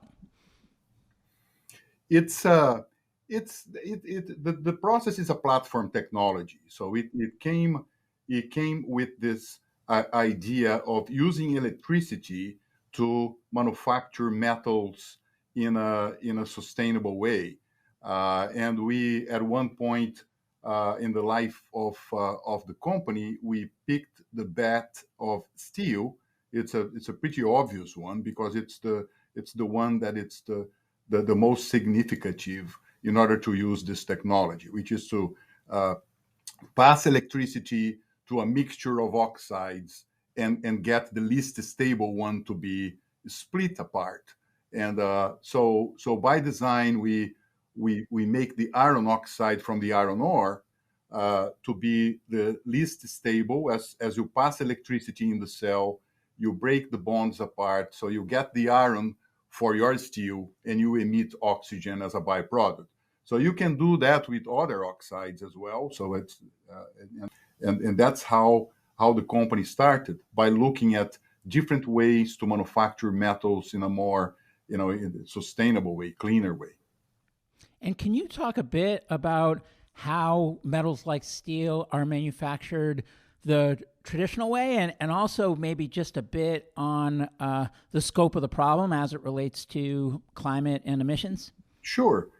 So steel is manufactured the same way for millennia now. So the Iron Age is 1200 BC, as you know. And so you get iron ore, you mix with coking coal in a furnace, and you burn by blowing oxygen and some form of oxygen on it, and then the carbon will somehow reduce the iron oxide in the iron ore, and you get your pig iron. So that's and this process is steel is one of the most important engineering materials in the world, and will continue to be. So this way of manufacturing steel is used in 70% of all the steel manufactured in the world. Only 30% of steel is manufactured coming from remelting scrap. So 1.5 billion tons of steel manufactured this way by mixing iron ore with coking coal. And that results in 9% of all the CO2 emitted on Earth today. So it's a big chunk. So if we want to decarbonize and move on to less CO2 emissions, that's one of the most important industrial components to solve. And again, it's not just 9% of all the industrial CO2 emitted. It's 9% of all CO2 emissions. So it's a very large amount, and that's why it is very relevant. I feel like one of the justifications for things like offsets existing is because of certain sectors that are big sources of emissions that are hard to decarbonize, that will take decades, even in the best case scenarios. And steel is one that gets brought up frequently. How do you respond to that? Will it take decades to decarbonize, even in the best case? And what is it about decarbonizing steel that makes it so challenging? Well, it is arguably the the most difficult sector to decarbonize. It is very hard. The incumbent method is being developed for years and years and hundreds of years. So it's a very efficient way. You always have very cheap raw materials in order to do that in an efficient way to get your steel manufactured. So to eliminate carbon from the equation, you have few options, right? So that's why it makes very difficult. Electrons, so electricity is one of the options. So it is the most effective one as we see it, and one probably the only one that can solve the whole problem of almost 2 billion tons of steel per year. It's being catalyzed by all the investment that's being done in generating green electricity as well. So you obviously need to have green electricity, otherwise it defeats the purpose. But with all the investments in wind and solar and sustainable ways to get electricity, greener electricity, that makes you think of being possible to use electricity as the reducing agent to transform iron ore into steel. So that's but it's very difficult to do that, because it's being a tough technology. It's not something that you can iterate very simply. So we are at the stage of getting our pilot plant developed in a way that we will, on a smaller scale but semi-industrial scale, get to manufacture steel continuously from iron ore using our technology before the end of next year. So that's where we are today. And I know the company's been around for a while, and you've raised quite a bit of capital. Can you just set the stage for the audience in terms of where you're at today from a business milestone standpoint, how much capital you've raised, and also the sources of that capital? And feel free to talk about the individual firms, but I'm most interested in, was it equity? Was it debt? Was it non-dilutive capital? And just how you think about fundraising for this type of deep tech startup in general. Yeah, no, that's very interesting. The company was formed in 2012. I mean, physically started to operate in 2013. The first 5 years of the company was just going from the coffee cup size laboratory to a semi-industrial model and pot, and that was done to test different metallic systems, not just steel. So that was the first phase. And then during that phase, we lived out of grants, government grants, but it was a very small setup. So we were 6 or 7 employees. So in 2017, we went for Series A, and late last year, early this year, we closed Series B. So we, in total, we raised so far close to $100 million, and Series B round of finance. And still pre-revenue, correct? It's still pre-revenue. That's correct. Yes. Yes. Wow, that's amazing. That's such a big challenge of these deep tech companies in general, because this technology needs to exist and this sector has to get decarbonized. But gosh, that sounds like a lot of risk. That's exactly right. And this is an interesting thing how the thing evolved. In 2018, due to the background, I went to visit the steel companies, and it was a totally different scenario at that point compared to what it is today.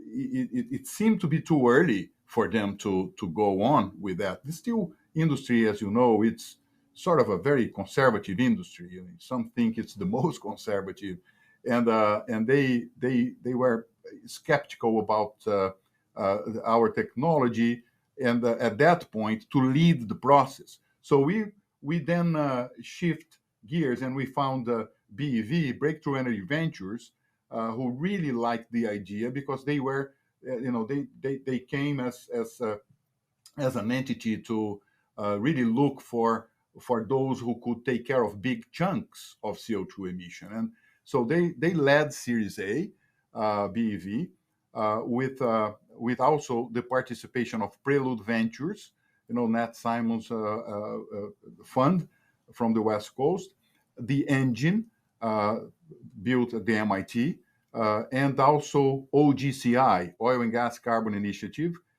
which is a consortium of the 13 largest oil and gas companies. So that was the composition of Series A.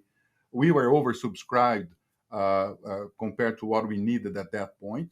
And then when came Series B, late last year and early this year, we were able to get the confirmation of these four initial shareholders that they came strong again for Series B, and we added 6 other shareholders, and the 6 were PIVA, which is the Petronas money, and also another consortium from the North American EIP supplying electricity, EIP, and then we got also the private side of Fidelity to join, which doesn't need any introduction, and then 2 of the 4 largest iron ore suppliers in the world, so Vale from Brazil and BHP from Australia, and BMW at the end of the chain. So we end up with a syndicate of investors, 10 giants, who really want this to happen and are backing us to get to the final journey. So the next milestone for us, as I briefly mentioned before, is to get our pilot plant here in Massachusetts running continuously to produce steel on a semi-industrial basis with real-life iron ore. And then from that point on, we will then build the first industrial cell. We are already selecting sites to do that, and we expect to be able to commission an industrial cell, the first one in 2024. And then by mid-decade we should have then the first demonstration steel plant with some, get the necessary partners to build the first demonstration plant by mid-decade. So fairly aggressive timetable, but we really excited, and we believe that it's very doable. So I have a 3-part question. One is, who do you envision the ultimate customers are for the Boston Metal offering? 2, how much involvement do those customers have in the early phases and the years leading up to you being revenue generating? And then 3, what's the value proposition to them, and how much, if at all, do you talk about climate? Yeah, well, sure, very, very good. So here is the thing. So the final customer will be steel manufacturers. So this technology can be plugged into the integrated mills. So today they have molten steel coming from a furnace that's called the basic oxygen furnace. So they would produce a pig iron in a blast furnace, transport to this BOF furnace, and get their liquid steel. Our cells would replace all this equipment that is carbon intensive and emitting lots of CO2, and then we'll give you an even better liquid steel to go into the ladle metallurgy that exists today, to a caster, and to the rolling mill roll. So you have that possibility. You can also get our cells manufacturing the liquid steel plugged into mini mills that recycle scrap, and have our liquid steel being added, complementing the charge of the EAF furnaces in their process. That's also possible. But then there is another one that can disrupt the industry as well, which is the following: if you have the iron ore suppliers have electricity at the mine, you can bring the cells to the mine, and they can ship a metallic instead of shipping iron ore. So that's also another way that the process can go. So that's to take care of who would be the customers here. We don't see ourselves as steel manufacturers or plant builders. So the business model will be one based on licensing the technology and getting ourselves associated with partners that can make the technology being implemented very efficiently and quickly. So, but and these are primarily the partners who are making steel the traditional way already. They are very interested now. So their interest transformed amazingly in this 4 years. I mean, this is since 1 year now. They are very interested, and all of them, of notice, are following what we are doing very closely. So we are talking to all of them. And why? Why do you think they're becoming interested now? What's motivating them? The pressure on them is amazing to solve the problem of CO2 emissions. I mean, you've seen the most important ones, the largest steel manufacturers in the world. They are already making the pledges to become carbon neutral by 2050, and they need a roadmap, and they need a very effective technology to make them accomplish that. And we believe that our technology is the technology that will ultimately prevail, or at least will be the dominant one. I mean, there are several other ways to think of the problem. I think more than one will exist, but ours will, I believe, be the most effective and the most competitive one once we become commercial. So they are very, very interested. There is an aspect of our technology that I would like to emphasize that caught the attention of lots of them, or all of them, which is the following. The gangue that you have, those impurities that you have in the iron ore at the mine, they are oxides, like simple oxides like alumina, silica, calcium, magnesia, that are part of the electrolyte in the cell. So therefore, you don't need to process the iron ore in order to add them to our cell, first of all, because everything is going to be molten. And what is impurity in the iron ore is actually part of the electrolyte in our cells. So you don't need to have very rich iron ores in order to get your steel the way you need when you go in a direct reduction way, for example, with using natural gas or hydrogen as a possibility as well. So this is what makes our technology very competitive and everybody interested to see when we are going to be commercializing this. We have a world conspiracy in our favor to get us to be successful as soon as possible. How important is mission alignment when it comes to investors? And said another way, is there a role for greedy capitalists in decarbonizing these hard to decarbonize sectors like steel, or do you really need to be doing it more because it's the right thing to do for society? Well, as I mentioned to you briefly, telling a little bit of our history, it started with the latter. I mean, we had to find those who believed that something had to be done because it was the right thing to do. But now it's becoming clearer that, at least in our case, this is very competitive. If we have electricity, according to our calculations and our targets, if we have electricity priced below $30 per megawatt hour, we can be competitive with the incumbent today without a carbon tax. So this is very appealing and very important in order to make this happen. Tadu, what do you worry about the most? If Boston Metal fails, in hindsight, what do you think the reason could be? Well, if all of a sudden society abandons the idea that CO2 is important, and therefore I think that's not going to happen. It is important. I don't need to convince anybody here, as you made clear in your introduction.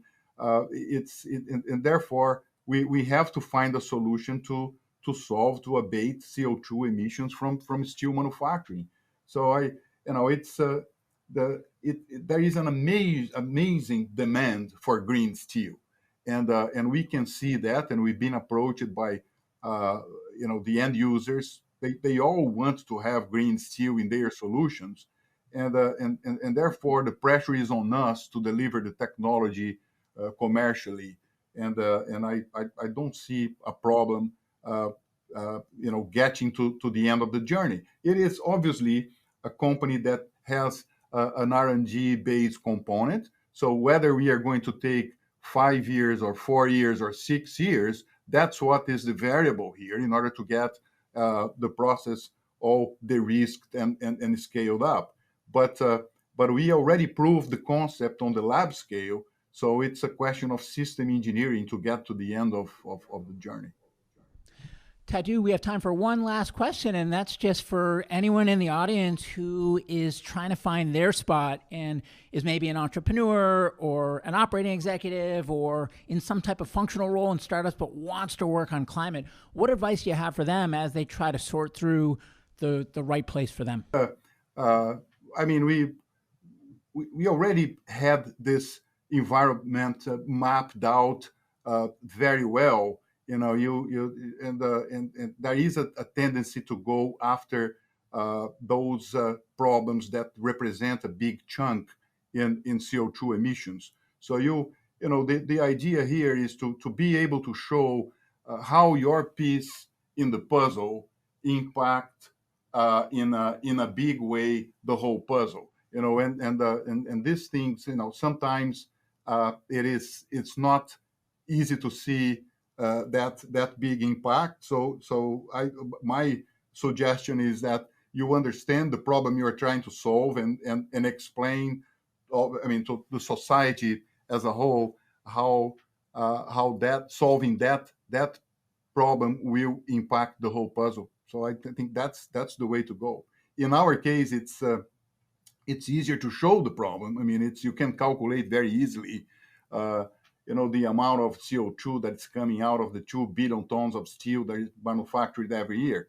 I mean, some other ideas may be more difficult to show the impact that they have in the whole picture. But that's the key thing is to emphasize and show how important it is. Great. Well, I wish we had 2x or 3x the time that we've had today, but super interesting discussion, important work that you're doing at Boston Metal, and I wish you and the whole team every success. Thank you so much. Thank you for inviting us to participate, and looking forward to participating again to show our progress. Thank you.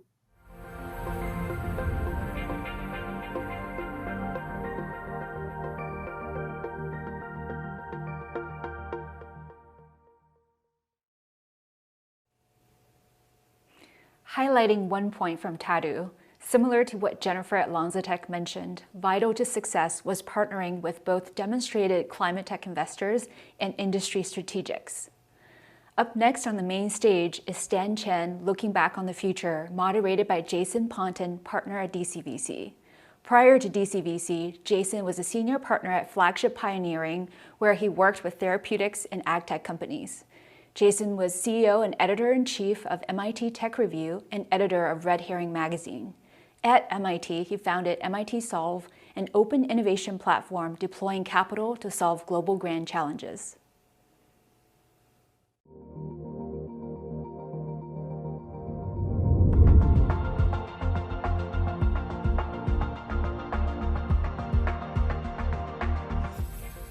Stan, it's a great pleasure to speak to you.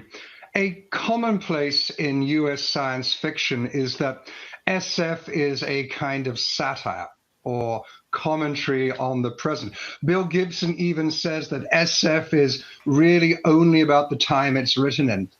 By contrast, Chinese science fiction seems to take SF's prophetic or predictive function much more seriously. I'm interested in why. I think mostly because science fiction in China as a genre was introduced firstly from the West, and later on we learned a lot from Soviet Union. So actually it got a lot of idea with using science fiction to popularizing the knowledge and theories. So that was the historical reason. And for now, I think we're in between a historical moment that's shifting from a labor-based economic system towards a technology-driven and innovation-driven society. So I think people, especially the government, they got this kind of high hope on science fiction can inspire people, especially younger generation, to have them to create this kind of curiosity and passion on science and technology. So I think that's the main reason. That's fascinating.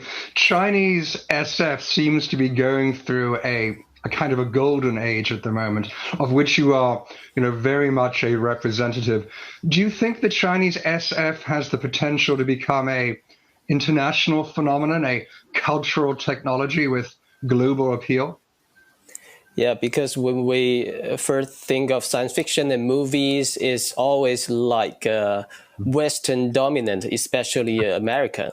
So, but in the recent year, you can see also the uprising of Asia culture, especially Korean movies, literature and art. So I think, for example, the most big hit Squid Game recently on Netflix is totally a good example. So I think Chinese science fiction definitely has this create a huge potential to be international, but we have to collaborate with international talents and platforms.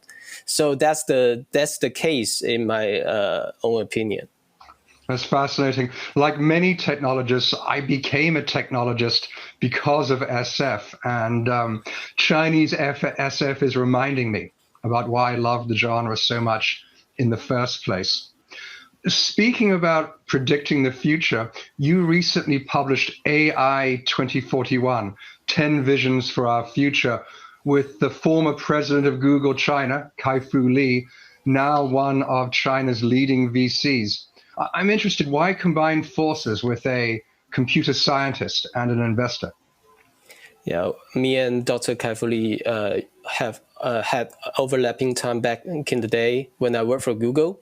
So I think we both share this kind of vision that we should work together to write a book to describe a future with AI technology, but in a positive and brighter way, because we already have so much dystopian imagination on AI and robots, like 2001 Space Odyssey, Terminators, Ex Machina, etc., etc. So I think it's the time we build up something concrete based on scientific facts and current development, but to give people some hope, because we need technology to help us to confront all these kind of challenges, especially climate change. So I think that's our starting point.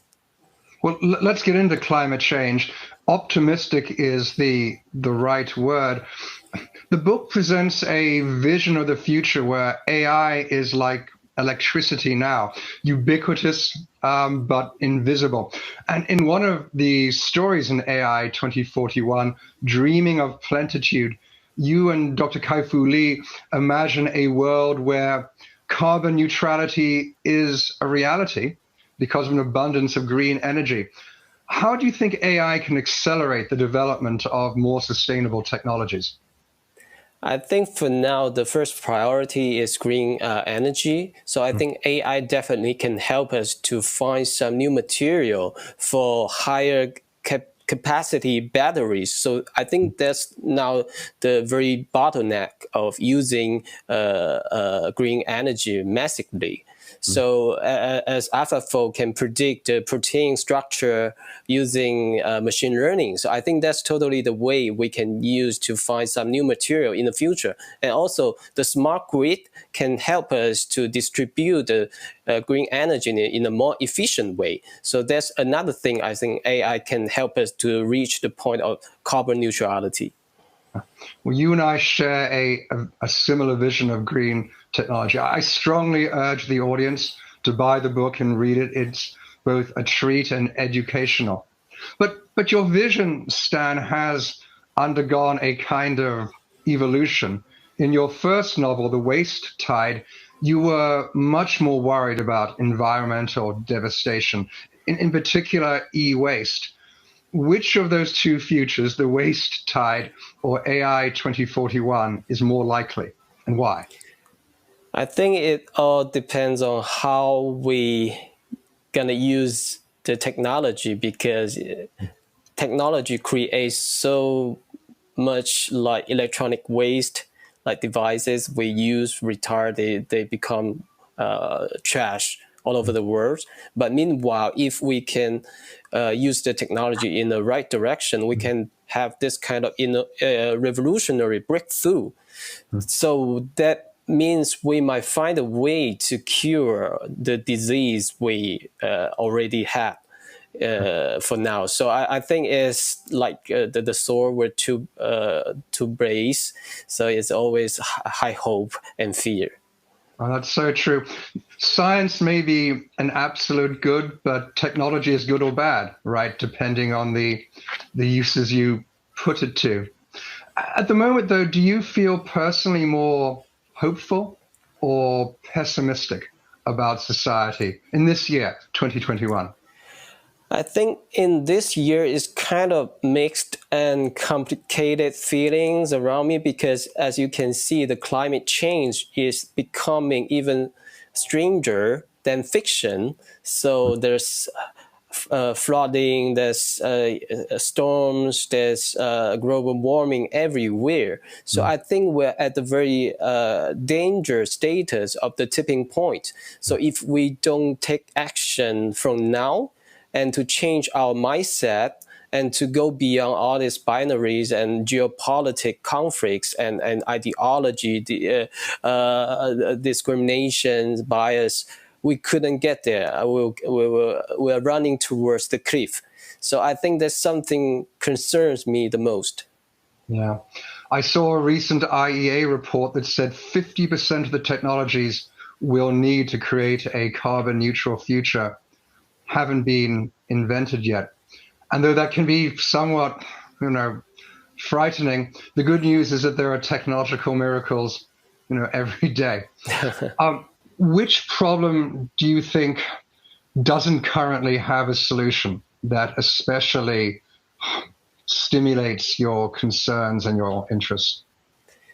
Yeah, I can think of several big concerns. The first one is like electricity storage technology, which is not really there. The battery right now is too expensive, and even like they are damaging the environment worse, right? So that's one bottleneck. And the second one is how to deal with all this plastic waste we create over the previous decades is everywhere on the planet. So how to deal with all those trash. So I think that's the second. And I think the third is if we try to reach the point of carbon neutrality, we need to capture the CO2 directly from the air.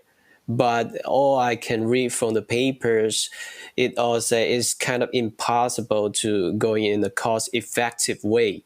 So I think there's, I'm not sure if there's any team, any startup is doing investment and R&D on this area. So I think this top three priority is in my concern. I worry a great deal about biodiversity. Also, we live on, spaceship Earth, an ecology, and I fear we're destroying the biodiversity that makes life possible. True, because I revisit the James Lovelock.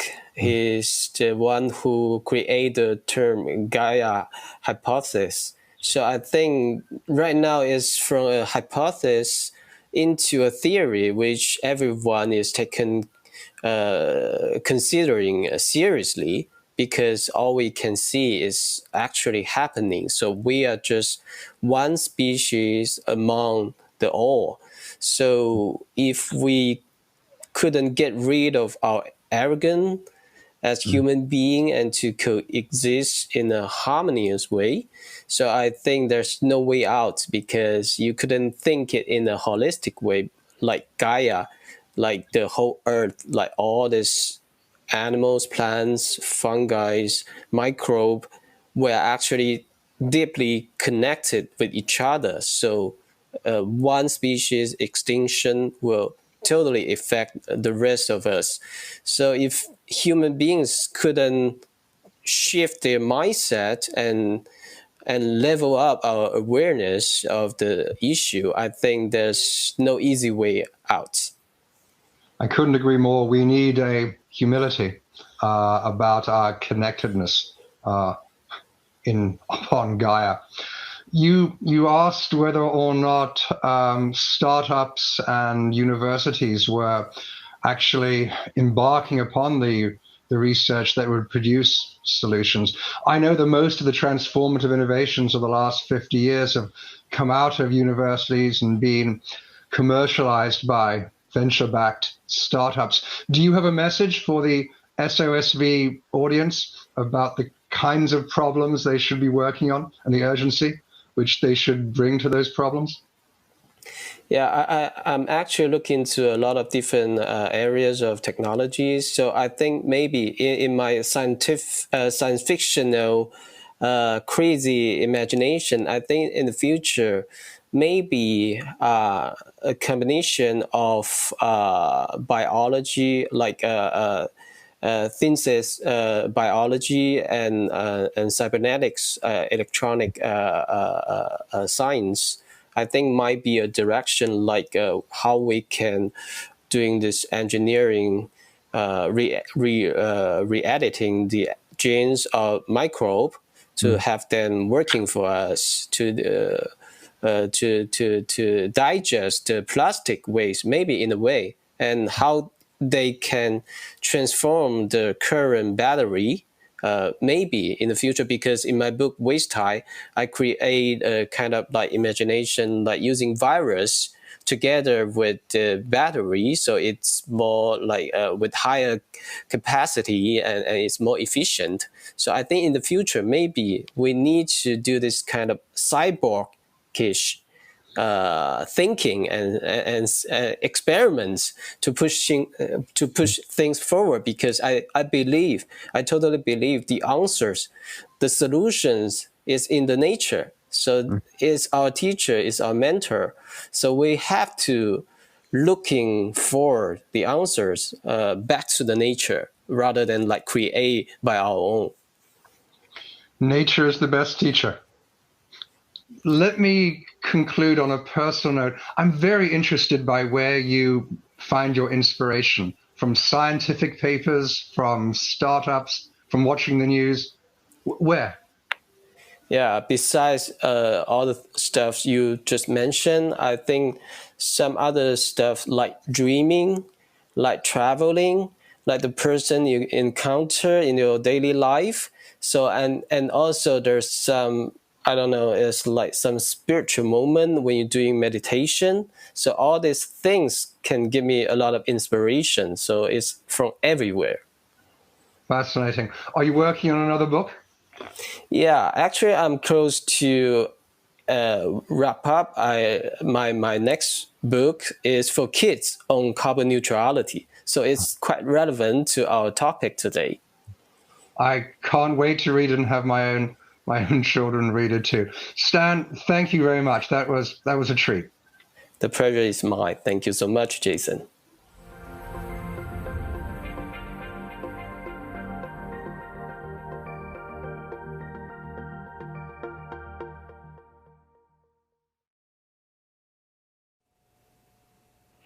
This concludes the main stage track for day 1.